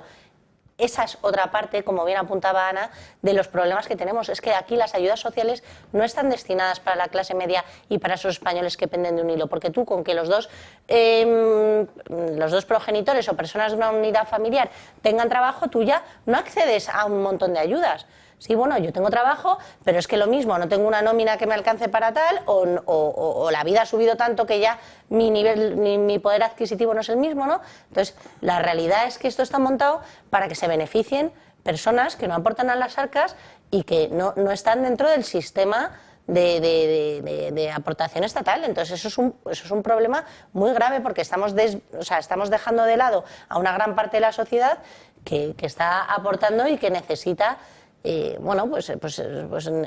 necesita salir adelante, ¿no? Yo creo que eso es importante. El tema de la vivienda ya es un tema complicado y va aparte, pero bueno, hay en muchísimas ciudades de España, por ejemplo Madrid, que es imposible adquirir una vivienda. Eso es un problema, eso hay que solucionarlo, y es otra realidad que viven muchísimas familias españolas, y ya ni que decir jóvenes que no se pueden ni independizar, ¿no? Entonces, las ayudas no son efectivas. La realidad de los españoles es que por mucho que tengas un salario digno y un salario bueno y tal, no puedes tener esa capacidad de ahorro ni de poder adquisitivo, y eso es la realidad. Es que no hay datos de estadísticas. Hay un ejemplo muy claro del deterioro de la clase media, y que además ya es cultural, ¿no? Y estaba viendo hoy chats con amigos, con antiguos compañeros y tal, gente que trabaja, que tenemos una carrera, que llevamos, pues, bueno, yo en ese caso, 20 y muchos años trabajando, un trabajo estable, una carrera superior, digamos. Oye, que se está hablando de acogerse al bono social térmico. Sí, exactamente. O sea, desde mi punto de vista, os lo digo, no sé si os acordáis la polémica que hubo cuando salió que Mónica García se había pedido el bono social térmico, el eléctrico. Yo os digo, de verdad que no quiero ir de guay, pero es que nunca he pensado en pedirlo, porque nunca he considerado, o sea, si yo... Hace 15 años una familia de clase media normalmente esas cosas no le hacían falta. Pero no es que no te hicieran falta, José Javier. Consideraba que eran para. Considerabas que no eran... Es que yo considero que no deben de ser para nosotros. Es decir, daros cuenta que una familia media española hoy está pensando con trabajos estables, los dos o tres, el tamaño medio de las familias, está pensando en acogerse al bono social térmico y al bono social eléctrico. Eso es muy sintomático. Un titulado superior que acaba de empezar a trabajar en una empresa está pensando que no se puede comprar una casa sin ayuda social. Pero ¿os dais cuenta de lo que estamos hablando? Es que ha llegado a tal nivel de sobreimposición, sí, claro, de la clase media, que tienes que esperar a que el Estado graciosamente te devuelva algo para hacer tu vida diaria. Esto es puro comunismo. Hay un dato muy interesante en el informe de Gutiérrez, que por cierto, lo que lo ha inspirado es el hilo de Ignacio en X, que he dicho, porque además es un montón de datos del Instituto Nacional, Ignacio PDR, que firma así, que es el gasto en lo superfluo. Pero el gasto en lo superfluo, además, en un país tan social como España, era una cosa elemental. El gasto en lo superfluo, mire, es la cañita con las gambas del domingo por la tarde, del mediodía. Es que es ese tipo de cosas, que va reduciéndose. Y eso es un signo, ¿eh? Gabriela. No, yo, viendo los datos, ¿no? El PIB per cápita, que es la riqueza que se reparte entre el número de habitantes, pues en los últimos años más o menos está plano. ¿Qué es lo que pasa? Que eso es en términos nominales, es decir, sin descontar la inflación, que claro, a lo mejor es por donde nos venden ahí el dato de que está creciendo. Está creciendo, pero también somos más, es decir, se reparte entre más. Entonces, no es que seamos más pobres, es que nuestro país es más pobre. Una de las causas es la desindustrialización. No suben los sueldos porque las empresas ya no pueden subir los sueldos. O sea, el exceso exceso de regulación a nivel pues de todo tipo, de cumplimiento normativo, sostenibilidad, planes de igualdad, o sea, todo eso requiere la contratación de gente y la reducción de márgenes, y llega un momento que efectivamente pues no se puede pagar. Es decir, si nuestro país pues tuviera empresas florecientes e invirtiéramos en otro tipo que no solo el sector servicios, que parece que es lo que nos han dejado en Europa hacer, pues podríamos subir sueldos, pero que esto o sea, refleja el empobrecimiento de nuestro país y por tanto pues de nuestras clases medias y de las clases pudientes, que yo veo mucha gente con dinero que tampoco se puede comprar una casa, entendámonos. Eso se ha convertido en un lujo. O sea, ya es un lujo. Si uno se mete en idealista, la casa en más Madrid barata de alquiler comprar en toda la Comunidad de Madrid, 625 euros, sótano 25 metros. Mira, yo estuve haciendo, hace un par de semanas, precisamente en Idealista, estuve mirando a ver cuáles eran los barrios, si había algún distrito en Madrid en el que no se hubiera disparado, el precio de la vivienda. Desde luego, todos los precios de la vivienda estaban en trayectoria ascendiente absolutamente en todos los distritos. Si bien es verdad que había algunos en los que había un poco menos, el precio era un poco menor de los máximos históricos que se habían alcanzado en el final de la burbuja inmobiliaria. ¿Y de qué zonas estamos hablando? Bueno, pues fui recorriendo una por una y era el barrio de San Cristóbal, por ejemplo, que ahora mismo está teniendo unos problemas de narcopisos. O sea, la gente está, ya después de pasados todos los problemas que hubo urbanísticos en San Cristóbal, narcopisos. Estamos hablando de Carabanchel, en el que acaban de ocupar, todos habréis conocido, la macroocupación de un edificio completo. Además, es decir, uno por uno, en Tetuán, donde ya sabemos que hay no-go zones, es decir, zonas en las que ya no se atreve casi ni a entrar la policía o que están invadidas de casas de apuestas. ¿Quién quiere irse a vivir con sus niños para que tengan que hacer el recorrido por la calle, pues imagínate, con hijos adolescentes, 4 casas de apuestas antes de llegar a tu casa? Una por una son zonas que se niega, pero son zonas en las que hay narcopisos, ocupación, delincuencia, machetazos, ciudad lineal, pelea de bandas. Es decir, esto es lo que se está haciendo, lo que se está quedando accesible a la compra por parte de un madrileño. Marcela. Bueno, 2 puntos muy breves por matizar 2 cosas que se han dicho en la mesa. Yo creo que efectivamente hay mucha parte del problema de la subida de salarios y tal que está en la excesiva burocracia, que comparto y es tremenda para las empresas grandes, pymes, autónomos, etcétera.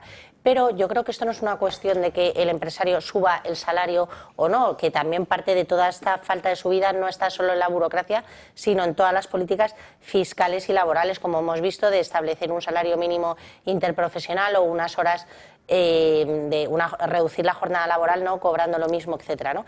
Pero no podemos imputarle esa responsabilidad al empresario que no sube el sueldo, ¿no? La realidad es que una persona con el salario mínimo interprofesional o con el salario que fuera un poco superior tendría que poder vivir en España. Y la realidad es que es imposible llegar a pagar la vivienda, a acceder a la cesta de la compra, etcétera, ¿no? Y luego, además, por último, por apuntar un poco por lo que decía Ana, este tema de subida de impuestos y que la clase media haya empezado a pensar en acceder a ayudas públicas que creían que no estaban destinados para ellos, viene directamente relacionado con que aquí hay un despilfarro de gasto público y los que estamos pagando la fiesta somos la clase media, los trabajadores, etcétera, porque es que eso se tiene que pagar de algún modo, ¿no? Entonces, esas son las 2 variantes que yo creo que están en este punto. Hablando de vivienda, hoy había votación en las Cortes y el Gobierno, creo que es la segunda vez, pierde la votación sobre la ley, el asunto del suelo, la vivienda y tal, que era una cosa básica para ellos. Recuerde usted las declaraciones de Pedro Sánchez prometiendo 257.343 millones de viviendas públicas para los españoles. Pues hacer puñetas todo. Hacer puñetas todo, creo que podemos ver el titular, por favor. Hacer puñetas todo porque no sé por qué han sacado a la pobre el Masaiz ahí. O sea, bueno, esta no es la ministra concernida, ¿no? No, bueno, es que la proposición de ley la ha presentado el PNV. ¿Y esta señora qué tiene que ver? Ah, no sé. Bueno, da igual. Es Isabel Rodríguez la que se lleva el capón. El PP y los socios del gobierno tumban la ley del suelo de PNV y PSOE, pone ahí, y aquí el problema en realidad son los socios del gobierno, porque claro, es que no son socios, pues son un peligro público. Es decir, han votado en contra Sumar, Podemos, Bildu, Esquerra, Juntos por el Mal, creo que el BNG también, Vox se ha abstenido, no sabemos por qué, hemos llamado, no nos lo han contado, allá ellos sabrán, luego se quejan de que si la gente dice cosas, en fin, bueno, en todo caso sabéis que tenéis aquí un sitio para contarlo cuando queráis, bueno, o no, y se ha ido a hacer puñetas en la ley esta también, bueno, pues ahí estamos, y esta gente gobernando. ¿Publi? Sí, ¿no? Hay que hacer la publicidad, porque yo si no... Yo quiero decir algo sobre el tema de la vivienda, es que es muy importante. Pues casi dilo después, ¿no? Porque venga, son las 23:08 y tenemos delante Ábalos, reclamo comercial de una putiweb. Serio. El juez diciendo que el fiscal general del Estado es evidente que ha borrado pruebas. O sea, esto ya es la recaraba. Yolanda Díaz quejándose de que la acosan porque le han dicho que está guapa. Cada día más. O sea, de verdad. Así que nos vamos a la publicidad, pero ya antes, mire, a propósito del asunto de la pobreza energética y de que el Pisuerga pasa por Valladolid, y nunca mejor dicho, porque en la cabecera del Pisuerga está una de las hidroeléctricas, le recuerdo la propuesta que está haciendo Comunidad Solar, que es muy interesante, que consiste básicamente en que saque usted todo el partido posible del mogollón de las renovables y demás. ¿Cómo? Convirtiéndose en productor, además de en consumidor de energía. Eso es lo que ofrece Comunidad Solar, que además plantean ellos el negocio precisamente como comuneros. Sea usted un comunero, forme parte de este grupo. Vía autoconsumo remoto, usted puede participar de la propiedad, de hecho, de generadores de electricidad, una hidroeléctrica, un parque solar, etcétera, y además almacenar en baterías esa electricidad, con lo cual puede usted tirar de ella en las horas en las que más caro es el consumo de luz en España. Eso y otras cosas más, porque Comunidad Solar ofrece una gama de servicios muy amplia, empezando porque todo el follón de qué impuestos pago, qué impuestos dejo de pagar, etcétera, te lo resuelven ellos. comunidadsolar.es, entre usted en su web o llame al teléfono 980 28 12 y pregúntelo todo, que se lo van a contestar. Publi, y a la vuelta nos termina Marcela Rigía la cuestión de la vivienda y empezamos con bueno, bueno, vamos a empezar el esperpento por la parte más seria, que no es un esperpento, es una tragedia lo del fiscal general, es que es para no creérselo. Enseguida.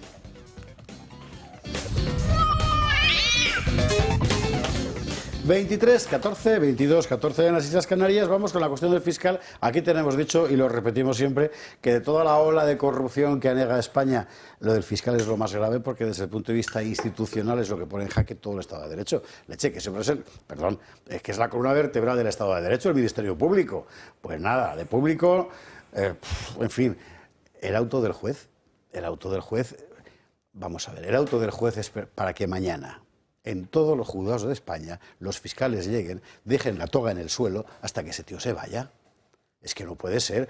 Hay que decir, lo decimos siempre, que las asociaciones de fiscales, la mayor parte de ellas, en general, se están comportando de una forma muy valiente, eso es verdad. Pero hay que poner pies en pared o toga en pared en algún momento. Porque si tú protestas, tú no sé qué, tú te manifiestas formalmente, como jurista que eres, gente de orden, ¿verdad?, que has hecho unas oposiciones y no te hacen caso, pues algo habrá que hacer, porque si no lo haremos nosotros, Claro. O sea, yo tengo que ir mañana a un juzgado donde el fiscal es un tipo que obedece a un señor que borra pruebas, ¿de verdad? Y tengo que respetar yo eso, que encima le pago el sueldo. Venga, hombre, me caliento. Ahora, vamos con la información.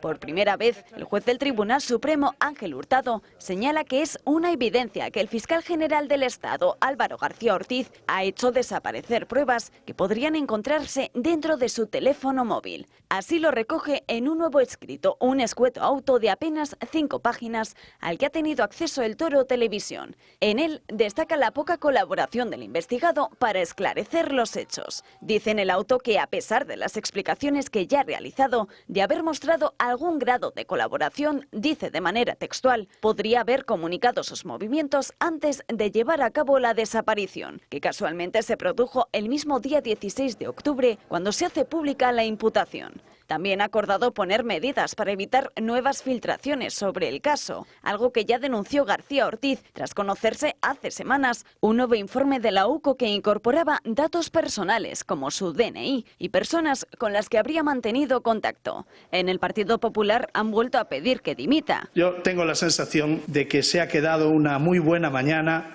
para que el fiscal general del Estado presente su dimisión. Pero en el Gobierno insisten. La posición de este Gobierno no ha cambiado. Y con todo, García Ortiz aún estudia cómo acudir al Constitucional para anular la causa abierta en el Supremo en su contra. Bueno, esto es intolerable, oiga. ¿Qué quiere usted que le diga? No, Tellado, se ha quedado un buen día para qué tal. Deja de ir a las Cortes, joder. Pero que se supone que eres no la oposición, el que ha ganado las elecciones. Y estás aquí diciendo alguien ha matado a alguien y no miro a nadie. Bueno, a mí de verdad que este asunto me subleva, ¿eh? Yo prefiero callarme, ala. Venga. Bueno, es que no es para menos, totalmente es intolerable y, bueno, en especial para la gente que estamos en el mundo del derecho, es una vergüenza. Pero apuntabas tú una cosa muy interesante, José Javier, que afecta a todos los ciudadanos de a pie, y es esa inseguridad jurídica y esa falta de garantías en el sistema, porque efectivamente, ¿qué va a pasar el día de mañana cuando cualquier ciudadano tenga un pleito en el que tenga que intervenir fiscalía, ya sea penal, de familia, etcétera, donde puedas pensar que ese fiscal puede estar tocado? Esa imagen la vamos a tener todos en la cabeza, porque aquí está claro que todo responde todo nace de un fiscal general que, bueno, todos el resto de fiscales dependen del mismo, pero que este solo obedece a las órdenes del uno, ¿no? Entonces, bueno, a mí yo quería apuntar dos cosas muy breves del auto, que la verdad que es quien pueda debe de leérselo, ¿no?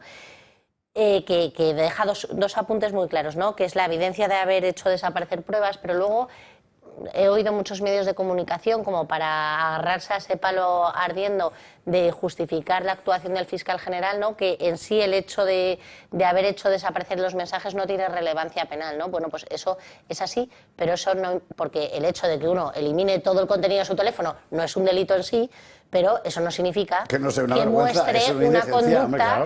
una conducta de ocultación y obstrucción a la justicia, ¿no? Entonces, yo ese apunte lo quería hacer porque como lo he oído en algún medio de comunicación... Si bueno, esto lo van a tener juristas en la mesa, juristas de verdad, ¿no? Como Carmen Calvo. Es eso, ¿no? Este tipo de detallicos. ¿Y cómo lo veis? Bueno, yo creo que no hace falta que lo diga el juez Hurtado. O sea, es obvio que si alguien, el momento en que se entera que va a empezar la instrucción, borra masivamente su móvil, el correo, pues es que algo está ocultando. O sea, no se le escapa a nadie, ¿no? Yo creo que la estrategia del fiscal es efectivamente pues llegar hasta el Constitucional y vamos a verlo. Sería una absoluta, sería una vergüenza nacional. Pero ahí se ha encontrado, por cierto, con un obstáculo importante, porque él contaba con que se considerara que el registro de su despacho había sido abusivo, etcétera. Sí, no se lo han comprado. Que para nada. Bueno, que todavía queda esperanza, y lo dijimos el otro día, yo reflexionaba sobre la figura de los tribunales de honor, que es una figura como muy española de nuestra tradición jurídica y que justo estaba para defender esto, para que nadie, en colegios profesionales, creo que se aplicaba en el ejército, sí, para que nadie pusiera en duda a la institución ni afectara por su reputación, su honor, su imparcialad. Es que de verdad que... Esto es una perspectiva muy interesante esta que va de Gabriela, porque recuerdo usted es muy joven, no se acordará, pero cuando el debate constitucional, la anulación, se decía, de los tribunales de honor se consideraba un rasgo de progreso para que todo el mundo fuera igual ante la ley. Bien. Pero por otra parte, aquellos tribunales servían no para privilegiar a los miembros de esos grupos a los que cabía juzgar en un tribunal de honor, sino al contrario, para que ciertas cosas que, como decía Marcela, no eran específicamente delito, sin embargo, por el daño corporativo, por ejemplo, a la Fiscalía, pudieran ser de alguna forma perseguidos, ¿no? Que es el garante del Estado de Derecho y el fiscal general parece su enemigo, ¿no? Clama al cielo absolutamente, pero bueno. Yo creo que aquí no nos podemos quedar solo en el fiscal general. Yo creo que, teniendo en cuenta que el fiscal general borra los datos del teléfono que tiene asignado como fiscal general, es decir, El fiscal general no está destruyendo papeles que tenga en su casa, no está destruyendo su teléfono personal, está destruyendo los datos de una herramienta de trabajo del fiscal. O sea, esto equivale a que el fiscal general del Estado queme todos los documentos que hay en su despacho. Entonces, yo creo que hay mucho que reflexionar porque todos los que hemos trabajado, seguro que todos los que habéis trabajado en una gran empresa, sabéis que cuando se os da un instrumento de trabajo está controlado, tiene determinados programas controlados por la empresa. Y por tanto, yo creo que la Fiscalía debería de tener sus sistemas de información protegidos de determinada manera. Porque si el propio fiscal general ha podido borrar todo su contenido de su teléfono con el que presuntamente ha dado indicaciones al resto de los fiscales, está borrando datos que son de la Fiscalía, no datos que son suyos personalmente. Nadie vela, o sea, ahora que hablamos tanto de ciberseguridad, la Agencia de Ciberseguridad, ese tipo de teléfonos no están protegidos de ataques, no están protegidos de que alguien pueda llegar o mismamente que se le pueda caer y se le pueda mojar y se pierda toda la información que hay en el teléfono del fiscal general del Estado. Porque claro, estamos hablando de que esto trasciende a lo que es toda la organización de la Fiscalía. Y yo he de decir que siento mucho ver cómo las instituciones no están avanzando al ritmo que requiere el desarrollo tecnológico.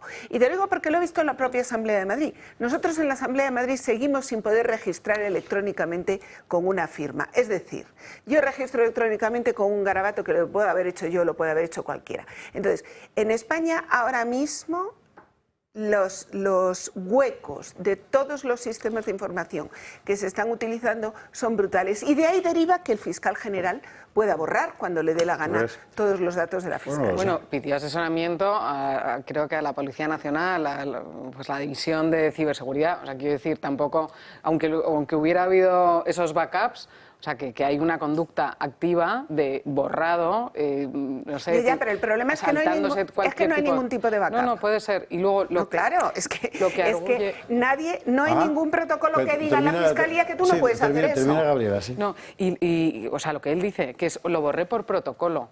O sea, esto ya han salido un montón de fiscales y, vamos, han podido confirmar... Bueno, ha dicho 7 versiones, en cada declaración ha dicho que la ha borrado por un motivo, casi. Exacto, que no existe el famoso protocolo, ¿no? Entonces, bueno, una evidencia más del Es que lo que tiene que haber delictivo. es un protocolo de lo contrario. Exacto. De que ¿Qué no más ha pasado borrar? en materia de corrupción? Bueno, por una parte, que Carmen Pano se ha ratificado ante el juzgado en su declaración anterior. No examinaremos la información. Recuerde usted, aquí se ha contado, el tema lo levantaron Teresa Gómez y Ketty Garaten de Objective, y aquí lo contaron el primer día. Carmen Pano es esta señora que dijo que había llevado a Ferraz, sede del Partido Socialista, un pastizal envuelto en una bolsa de plástico y esta en una bolsa de papel y entregado allí en la propia sede del Partido Socialista.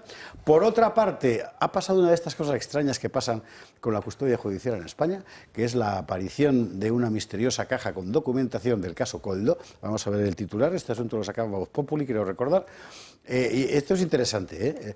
Aquí hemos contado, porque trascendió, que en el registro de una de las casas de Koldo García aparece un sobre con un pendrive, supuestamente con información muy sensible. Aldama dijo que era información muy sensible. El propio Koldo le dice a la Guardia Civil, ahí hay no sé qué, muy importante. Nadie sabe si es exactamente eso lo que desaparece y ahora reaparece en la Audiencia Nacional. Nada por aquí, nada por allá. Bueno, ahora, ¿qué es lo que está sospechando todo el mundo? Sospecha, solo sospecha, que algo le ha pasado a ese conjunto de documentación en todo este tiempo en el que ha estado desaparecido antes de reaparecer. ¿Para qué nos vamos a engañar? Es que en el caso de Tito Berni lo hemos visto. En fin, esto es una posibilidad. Y coincidiendo con todo esto, llega el gobierno y decide sacudirnos una normativa para regular a los medios de comunicación, para estrecharlos todavía más el dogal sobre el cuello. Ese portento que se llama Óscar López, vamos, o sea, Bismarck, un marmolillo a su lado, lo presentaba así. Carmen Pano ratifica ante el juez que entregó en la sede del PSOE de la calle Ferraz 90.000 euros en efectivo a petición de Víctor de Aldama. Tanto ella como su hija. Este no era Óscar López. Óscar López es este señor que está aquí. Vengo a presentar el anteproyecto de ley para la mejora de la gobernanza democrática en servicios digitales y medios de comunicación. Esta es una ley que pretende reforzar los derechos fundamentales y también los derechos digitales de los ciudadanos. Derechos fundamentales que están recogidos en nuestra Constitución, artículo 20 de la Constitución, a comunicar o recibir libremente información veraz por cualquier medio de difusión. La ley regulará el derecho de la cláusula de conciencia y el secreto profesional en el ejercicio de estas libertades. Esto es lo que dice la Constitución española.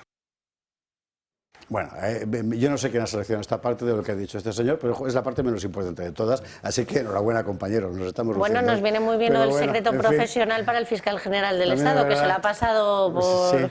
A ver, ¿en qué estamos? En el registro. La cuestión clave es el registro.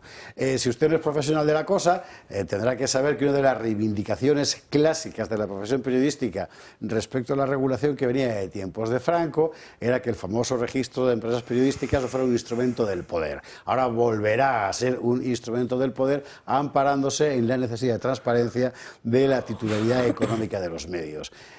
¿Es que no era transparente? Sí lo era. Lo que pasa es que tienes que declararlo. Y sobre eso añade lo que explicó Marcela al principio. Una serie de imposiciones y además una posibilidad de sanción, que es donde estamos. Bueno, y que la ley de esa ley de transparencia ya existía y ya había una ley que regulaba esta competencia cuando había un determinado, imaginemos, inversor que está controlando una serie de medios. Pasa lo mismo con mercantiles de otros sectores, o sea, eso ya existía y está regulado en España. No tiene que venir de nuevo el gobierno a crear su comisión controladora de, ahora en este caso en los medios de comunicación y mañana de lo que se les ocurra, que es lo que siempre sucede. Con encima la espada de Damocles a los empresarios o pequeñas cadenas como esta de la sanción que mínima son 30.000 euros para arriba. Y ellos decidirán si eres un medio de comunicación o no. Desde luego a Óscar López se le está poniendo cara de la vieja del visillo, porque esto es terrorífico.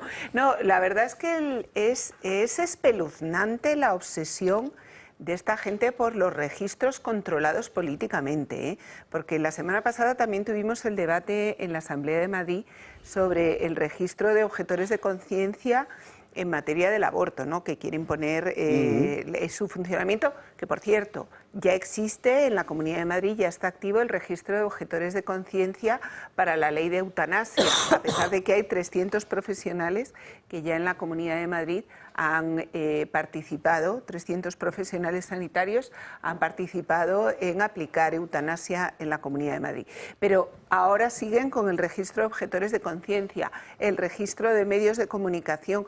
Yo no sé cuál va a ser el siguiente registro, pero lo que sí estoy segura es que habrá más. Pues te lo digo, el registro de los disidentes, el registro de todo lo que se les ocurre a estos sistemas comunistas, y es que es de libro. Es de libro, lo que pasa que con otro nombre y otro método, pero es lo mismo, que se ha hecho toda la vida. No, el tema es, oye, que se aplique a todos, ¿no? Queremos saber, yo quiero saber efectivamente quién está detrás de todos los medios. O sea, ¿no? Claro. Sí, o sea que... No, pero tú quieres ser accionista de un medio, te metes en el registro mercantil y sabes perfectamente, eso es público. Bueno, pero el registro mercantil no te da titularidad, te da si es socio único, no te da el nombre de una mercantil, tú luego puedes pedir el acta de titularidad real, que ya es obligatorio en todas las compañías. Sí, pero no... o sea, tú puedes saber quién es el... No puedes saber quién está detrás. Lo puedes saber un notario cuando vas a firmar algo, pero en el registro mercantil tú no puedes saber quién está, salvo que sea un socio único o un accionista único. Pues a mí no me parece mal, fíjate, ahora que empezamos a ver quién está detrás, que se vea lo de USA. Políticamente. Desde el año 2005, con las actas de titularidad real, tú hoy en día en el registro mercantil puedes saber quién tiene más de un 25% de cualquiera pero esa información no accede al registro mercantil. Es accesible. Sí, de hecho, nosotros llevamos una proposición no de ley justo cuando el COVID, con todas las compras COVID, llevamos una proposición no de ley que se levantó ampollas para que en los procesos de contratación administrativa fuera obligatorio exigir la presentación de las actas de titularidad real a todos los licitadores que quisieran concurrir y presentasen una oferta. Imagínate la que se montó. Por supuesto, al final el Partido Popular acabó votando que sí y jamás se ha implementado. Pero para que el espectador entienda que es titular real, es persona física que tenga más del 25% de esa empresa, ya sea de forma directa o indirecta, es decir, hay que ir al último. Si hay una sociedad, pues quién está detrás de esa sociedad, quien tenga más del 25%, y esa efectivamente es una información que no es pública. Claro, y te quitas a todos los testaferros del medio para que la gente se entienda. No entraremos en el debate técnico. Es que este es el mío, este es el mío. Ya, en fin, la cuestión, por cierto, a propósito de esto, que el Grupo Prisa ha decidido que no va a apoyar a Prisa Media para hacer la tele de Prisa. Perdón, de Prisa. O sea, el Grupo del País, la SER, etc. Tiene un follón montado descomunal ahí dentro. Y ese follón consiste básicamente en que Sánchez necesita una tele más, porque no le dicen todo el tiempo, me cachis qué guapo eres. Entonces necesita que alguien más se lo diga. ¿Qué van a hacer? Una televisión que pensaban hacer con el Grupo Prisa, que esto ya sabe qué es, El País, etcétera, etcétera, y que ahora está en manos de un señor de apellido armenio y enormemente rico y que ha perdido un pastizal formidable con esta aventura. Para sacar adelante la tele habían pedido ayuda al Consejo de Prisa, y el Consejo de Prisa, que es este señor, ha dicho: no tenemos dinero para pagar eso. Pero hay una serie de accionistas de esa televisión, empezando por un afamadísimo capo de la comunicación de izquierdas que se llama Contreras, que dice: pues da igual, nosotros salimos adelante. Tanto fían en el gobierno y en su capacidad para ayudarles. Yo quiero recordarle que tanto La Sexta como el Grupo Prisa estaban literalmente en la quiebra. De hecho, han estado permanentemente en la quiebra. Y Zapatero primero y Rajoy después le salvaron la vida a los dos. Soraya.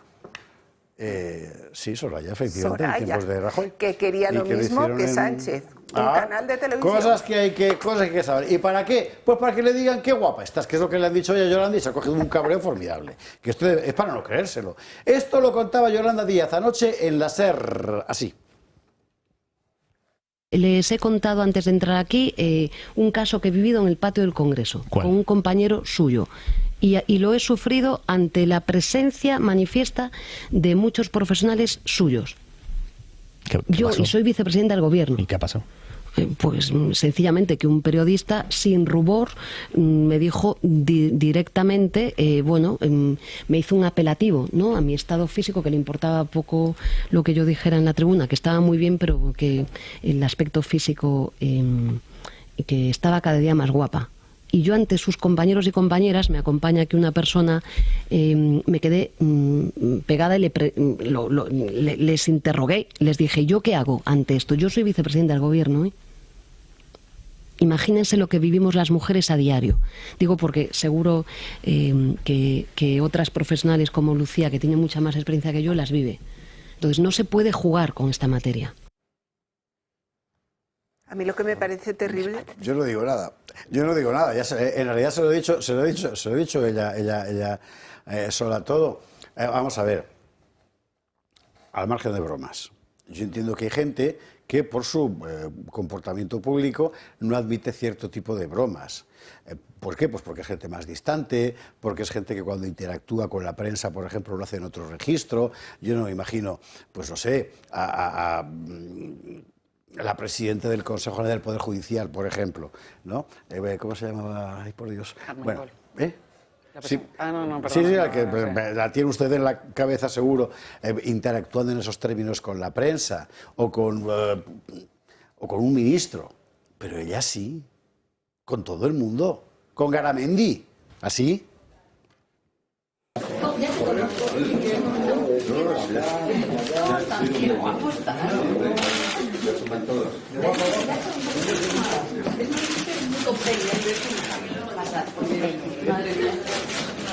Manuel, saluda a la de la patronal, por favor.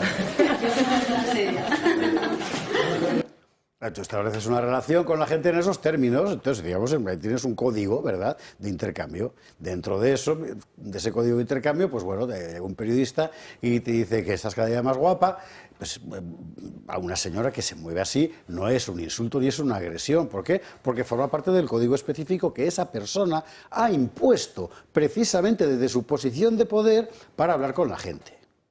A mí me parece que esto es importante subrayarlo, más allá de bromas, ¿no?, y del rubor de Bertrand Endongo. O sea, es que es una cuestión de intercambio. Claro, ¿A partir de qué momento decirle a una señora con la que tienes un trato de carácter cordial qué guapa estás o estás cada día más guapa es un acoso? Bueno, Pepa Millán hoy no salía de su asombro. Pero mientras su compañero Errejón se dedicaba a acosar sexualmente a otras mujeres, ahí sí se callaron. Y mientras Monedero hacía presuntamente lo propio, también se callaron. Y el otro día pusieron una excusa ridícula diciendo que no lo habían denunciado hasta que no hubiera más pruebas. O sea que ahora resulta que quieren pruebas. Los mismos que han eliminado las pruebas en los procedimientos judiciales, que decían que había que creer siempre a la víctima y que todos los hombres son potenciales violadores, ahora resulta que quieren pruebas. Son profundamente hipócritas y han hecho un daño difícilmente reversible en la sociedad española. Pues no. O sea, si Monedero cita a una chica en el departamento de la facultad, hay que poner pruebas.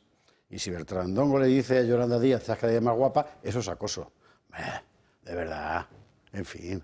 A mí hay una cosa que me ha parecido terrible y es que Yolanda Díaz le diga a uno de la SER, hablando de Ndongo, un compañero tuyo. Eso sí que me parece ofensivo, decir que Bertrán Ndongo es compañero de los periodistas de la SER. Yeah. Así que yo creo que, Bertrán, debes de ofenderte también y decir que no puedes tolerar semejante infamia. Sí, yo creo que, vamos, me molesta estar comentando esto, porque es directamente para... O sea, tomarlo por no oído, ¿no? Hay que volver a la racionalidad. A mí cuando me preguntan, ¿eres feminista? Digo, pero apellídamelo, ¿no? Si el feminismo es que no te puedan llamar guapa, soy la más machista de España. Si el feminismo es que, pues eso, que no se pueda poner el aire acondicionado porque es un gesto de machismo, porque las mujeres tienen ropa más suelta o más... O vamos, en verano, pues oye, tampoco soy machista, pero bueno, que no se puede frivolizar, de verdad. O sea, hay reivindicaciones feministas que tienen su razón y su legitimidad y llamar a esto machismo, entonces todo es machismo. Entonces, si todo es machismo, nada es machismo, ¿no?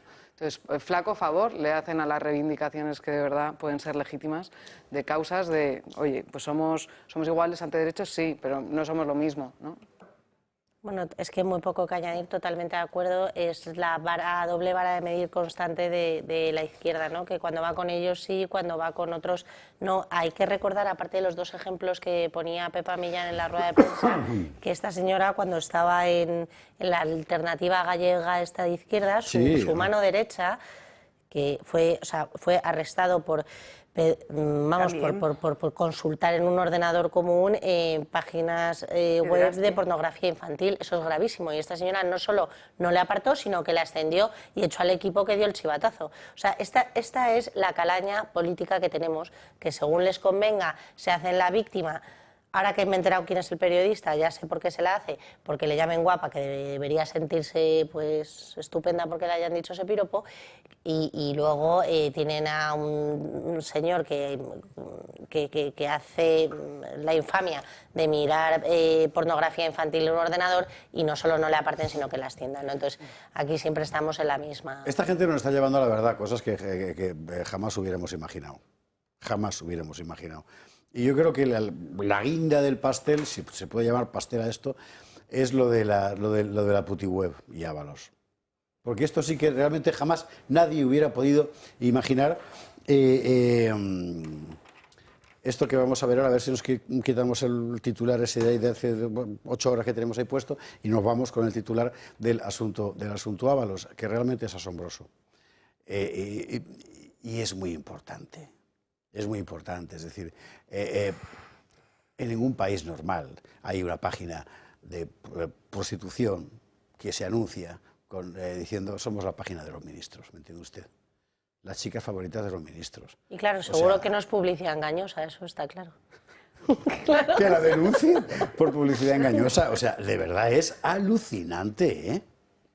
Es alucinante. Por cierto, no es publicidad engañosa porque en esa web es donde estaba la célebre Jessica, claro. La verdad es que es desolador ver cómo se ha perdido la ejemplaridad, ¿no?, de los servidores públicos, ¿no? Cuando como que una persona que llegue a ministro, ¿no?, que toda la vida habíamos esperado de ellos unos determinados comportamientos. Antes hablabas tú, ¿no?, de esa defensa, ¿no?, de la institución, de nada que pueda atentar contra el honor de la institución, pero es que ya estamos en lo más arrastrado, ¿no? Es que es terrorífico. Si es que un ministro que saliera, eso debería de haber dimitido no solo él, sino todo el Consejo de Gobierno, si no ha tomado medidas inmediatamente. Pero es que esto es ahora, pero es que tenemos al Tito Berni y las fotos escandalosas que hemos visto y lo que hemos conocido que ha pasado dentro del Congreso de los Diputados. Es que uno tras otro van dando escándalos cada vez más bochornosos y de mayor bajeza, pero sin embargo parece que no pasa nada aquí. Sí, yo es que, claro, conectando con la noticia anterior, ser consumidor de prostitutas es machista. Pues hay que lanzarle esa pregunta también. Machista-leninista. Machista-leninista. ¿Y cómo las llaman? No sé, no las llaman guapas, no sé, ¿qué les dicen? ¿Sabes? No, en fin, me parece absolutamente intolerable. Y además, yo recuerdo que en algún congreso Pedro Sánchez os estuvo debatiendo en el Congreso del PSOE qué hacer con la prostitución, incluso lo querían meter como un código deontológico, que te echaban incluso de ser afiliado. Y tienen a esta gente que han sido exministros suyos y, oye, como mínimo una intervención rechazando frontalmente esta indecencia, pues no sé, sería coherente, más que nada. Pero bueno, ¿qué le vamos a pedir? Coherencia a nuestro Pues efectivamente. Gobierno. Bueno, hay que hacer una pausa. Y todavía tiene que contar Marcela lo de la vivienda que quería añadir. O sea que la pausa hay que hacerla porque es la última pausa de la noche y tenemos que contar un poco cómo va el asunto este de la llamada condonación de la deuda para nada de la quita, que en realidad es pasarlo de un lado a otro. Es decir, lo que antes era deuda autonómica ahora se convierte en deuda de todos los españoles. Se acabó. Entonces, la gente que por vivir en una comunidad especialmente endeudada iba a pagar X, ahora va a pagar un poquito menos de X, pero le va a dar igual. Vamos a pagar absolutamente entre todos para seguir permitiendo que castas políticas manirrotas sigan dilapidando. Eso es una auténtica vergüenza y eso es una injusticia. Yo creo que a la agencia tributaria, el próximo trimestre de IVA, le voy a proponer que me haga una quita, que se lo pase, que lo reparta entre todos los vecinos de la localidad. Hombre, de verdad. Bueno, Publi, lo vemos.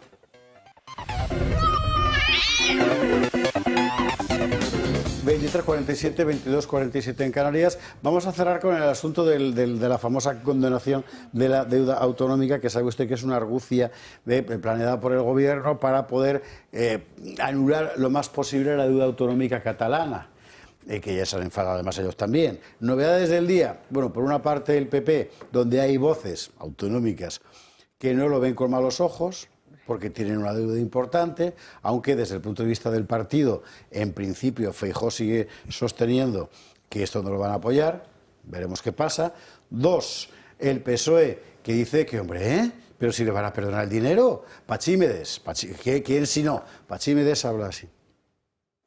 Es que es tal la obsesión de Feijóo con Pedro Sánchez, acumula tanta frustración que solo por fastidiar al presidente del Gobierno, porque no hay otro motivo, no lo hay, es capaz de castigar a todos los andaluces, a todos los murcianos, a los valencianos, a los castellanos y leoneses, es decir, castigar a todo el mundo si le mete el dedo en el ojo. El amor por la verdad de Pachímedes es bien conocido, entonces ¿para qué nos vamos a dilatar más? Él sabe perfectamente que esto es un puro truco, es como el trilero, cambia la bola de sitio y ya está. ¿A quién se lo va a hacer? A todos los demás. Y por otra parte, como la deuda autonómica catalana es muy gorda, al final vamos a pagarla todos. Pachímedes también, salvo que tribute en la Hacienda Foral Vasca, porque entonces a él no le va a afectar. Y como sea así, entonces no tiene vergüenza de salir a un micrófono para decir eso. 2, en Vox, ¿qué dicen? Esto que cuenta Pepa Millán. Que esa retirada de esa iniciativa no le ha salido gratis al Gobierno. Bueno, mejor dicho, sí le ha salido gratis al Gobierno. Lo vamos a tener que pagar todos los españoles. Porque a cambio, lo que ha hecho el Gobierno de España ha sido condonarle la deuda al separatismo catalán. Que una deuda que no se va a evaporar ni se va a diluir, ni va a desaparecer. La vamos a tener que pagar todos los españoles. Claro, es a repartir entre todos. ¿Y acaso el separatismo catalán está contento? Pues tampoco.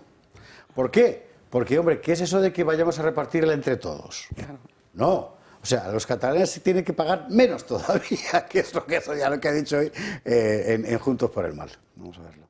Que no ens vulguin vendre gat per llebre perquè aquest pacte consolida el cafè per a tothom. Totes les comunitats se'n beneficiaran i, per tant, la part proporcional que hauran de pagar, que haurem de pagar els catalans, que haurem d'assumir, serà la mateixa. Aquests diners són dels catalans i, per tant, no hem de donar les gràcies a ningú. O sea, mira que queremos a Cataluña, pero es que esta gente es una caricatura de Cataluña hasta para eso. O sea, hasta no se puede ser más tacaño, leche. Os van a quitar una deuda que es vuestra específicamente por culpa de vuestra oligarquía política, ¿verdad? La vamos a repartir entre todos y estos os dicen, ¿cómo que entre todos? De verdad, para no creérselo. Y luego está la parte política en la que hoy Garamendi, que sabe usted que no es santo de mi devoción, bueno, santo no, de mi devoción ninguna, sin embargo tiene toda la razón del mundo. O sea, esto objetivamente lo único que es un premio a la mala gestión. Claro, lo he dicho así. Estamos, en cierta medida, premiando, en algún caso puede ser, a gente que haya podido gestionar peor. Por lo tanto, yo creo que, en principio, para mí es diferente hablar de lo que serían las balanzas fiscales, como se puede decir, de lo que sería este efecto de la condonación. Claro, porque hay comunidades endeudadas por eso. Unas, como en el caso de la Comunidad Valenciana, con un déficit de financiación permanente, crónico, desde mucho tiempo, que nadie ha sabido resolver, y otras porque se han dedicado, también en su día, por cierto, la Comunidad Valenciana, a tirar con pólvora del rey, que no era el rey, que era el ciudadano. Bueno, y ahora estamos donde estamos. ¿Cuánto tiempo has dicho que tenemos para hablar de esto? No, tenemos, pues mira, nos quedan en este momento 8 minutos y medio de programa. Yo creo que, si me permitís, como me afecta directamente, voy a empezar yo porque llevo el tema de presupuestos en la Comunidad de Madrid y este tema lo hemos debatido mucho, pero mucho. Y hay una cosa que hay que dejar clara, y es que no es la primera vez que se hace esto. El FLA, el famoso FLA, sí. Que es el FLA de Balbás, usted se acordará del inmortal FLA de Balbás, el Fondo de Liquidez Autonómica. El Fondo de Liquidez Autonómica es un invento del Partido Popular para que no quebrase precisamente, no quebrase Valencia. Tenía un contexto concreto. Sí, no, un momento, para que no quebrase Valencia. Y en ese sentido, a mí me parece bien. O sea, yo lo que dice Garamendi de que es premiar la mala gestión, bueno, depende, porque todos sabemos que el sistema de financiación autonómica no funciona. Entonces, habría que ser muy cuidadoso en decir el premiar la mala gestión, porque es mucho más fácil. Mi madre siempre decía que no hay nada más caro que no tener dinero. Bueno, pues esto es igual. Efectivamente, es mucho más fácil también gestionar en la Comunidad de Madrid, que es una comunidad autónoma que ahora mismo tiene un Producto Interior Bruto grande, que gestionar una comunidad autónoma como puede ser Extremadura, como puede ser Asturias. Eso para empezar. Luego, por otro lado, hay un tema que es que todos los españoles tenemos derecho a los mismos servicios y, por tanto, hay que financiarlos de igual manera. Por lo tanto, hay que ser muy cuidadosos cuando estamos hablando de buena y mala gestión. Pero independientemente de eso, el Partido Popular crea el FLA y rescata, entre otras, a la Comunidad Valenciana, que si no entraba directamente en la quiebra. Bien, es un instrumento financiero, el Estado asume la deuda, es decir, la Comunidad Valenciana pasa a asumir la deuda con el Estado, en vez de asumir la deuda en los mercados, porque nadie se lo hubiera dado.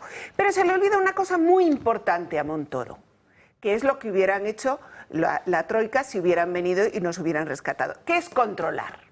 Y a partir de ahora yo te rescato tu deuda, pero te voy a decir en qué te la puedes gastar y en qué no te la puedes gastar.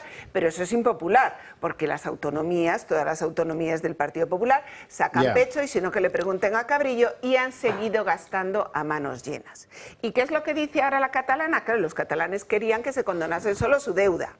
Pero claro, entonces los del Partido Popular se ponen en armas y dicen, no, que condonen las de todos, porque el primero que salió fue Moreno Bonilla, ojo, el primero a decir que hay de lo mío fue Moreno Bonilla. Y entonces, claro, pues vamos a condonar todo el FLA, pero ojo, entonces protesta Ayuso. Bueno, pues entonces vamos a condonar el FLA y lo que no es FLA. A Ayuso también le condonamos 3.000 millones, me parece que son. Y entonces, claro, que dicen los catalanes, hombre, es que si ahora condonamos lo de todos, efectivamente me sale a pagar más, esto no vale.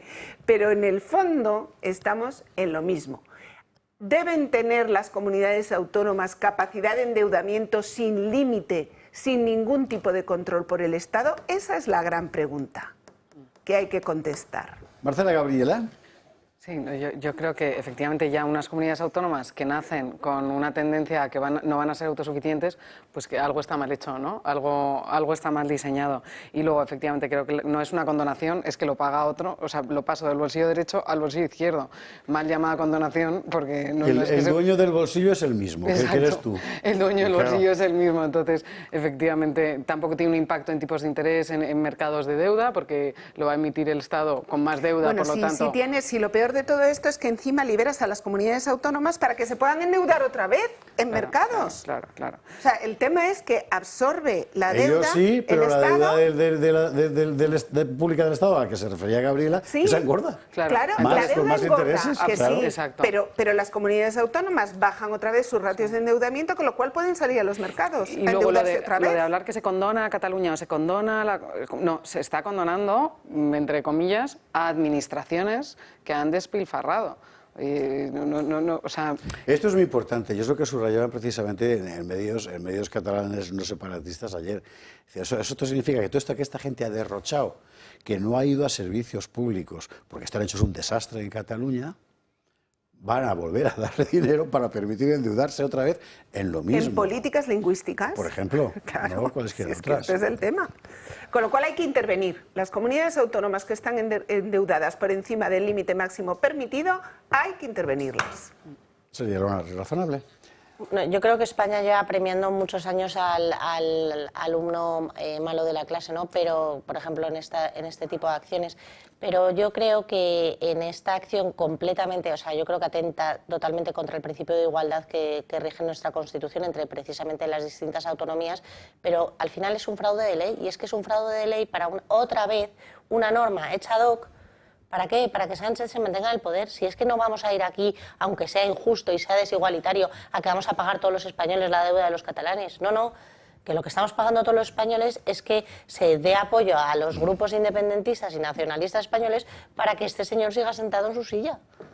Esa es la lectura que yo hago de esta nueva concesión. Es que al final es para esto. Y quiero recordar, por otra parte, una cosa que quizá no asombrosamente están sacando del debate muchos medios, que es que no es solo la deuda.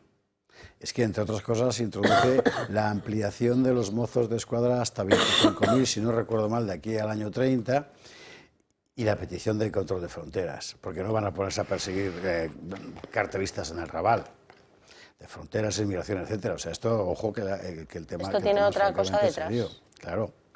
Así que ahí es donde... Sí, ojalá fuera solo un tema económico. Ojalá fuera solo un tema económico, efectivamente, porque entonces sí que nos estaría la corrección técnica. Pero que va. En fin, ¿qué ibas a decir tú de la vivienda? ¿Para un minuto que nos ha quedado? No, bueno, o sea, yo no iba a decir nada en especial, pero vista la intervención en el Congreso de los Diputados, yo creo que hoy lo que se ha observado es de nuevo un juego del bipartidismo, ¿no? O sea, aquí quizás la ley podía ser buena o menos mala, pero hay un apunte que hacer, que es que llega tarde, llega muy tarde, y en la tribuna del Congreso ya el Partido Popular ha anunciado que no iba a votar a favor, la izquierda sigue sosteniendo que no hay que hacer más vivienda, con lo cual que sigamos viendo en chabolas, el Partido Popular que hay que hacer más, pero a nivel de especulación, con lo cual los jóvenes, la clase media española, de nuevo, no vamos a poder acceder a la vivienda, ¿no? Entonces yo creo que la ley llegaba tarde y que el problema no es construir construir es un medio, no un fin, ¿no? Entonces, bueno, pues eso era la valoración. Recuerde usted que es una de las noticias del día, el que pierde la votación de la ley de vivienda el gobierno otra vez. Señoras, gracias mil. Ana Cuartero, Marcela Regia, Gabriela Camuñas. Y a ustedes también, ahí al otro lado, que están cada día más guapos, todo se ha dicho. Nosotros nos vamos ya a dormir. Mañana, dentro de un ratito, soy incapaz de decir el curcubito, siempre digo el curcubito, así que a partir de ahora, rebautizado, el curcubito, el nuevo programa deportivo de esta casa. Yo el próximo día aprendería a decir chin chimpingo.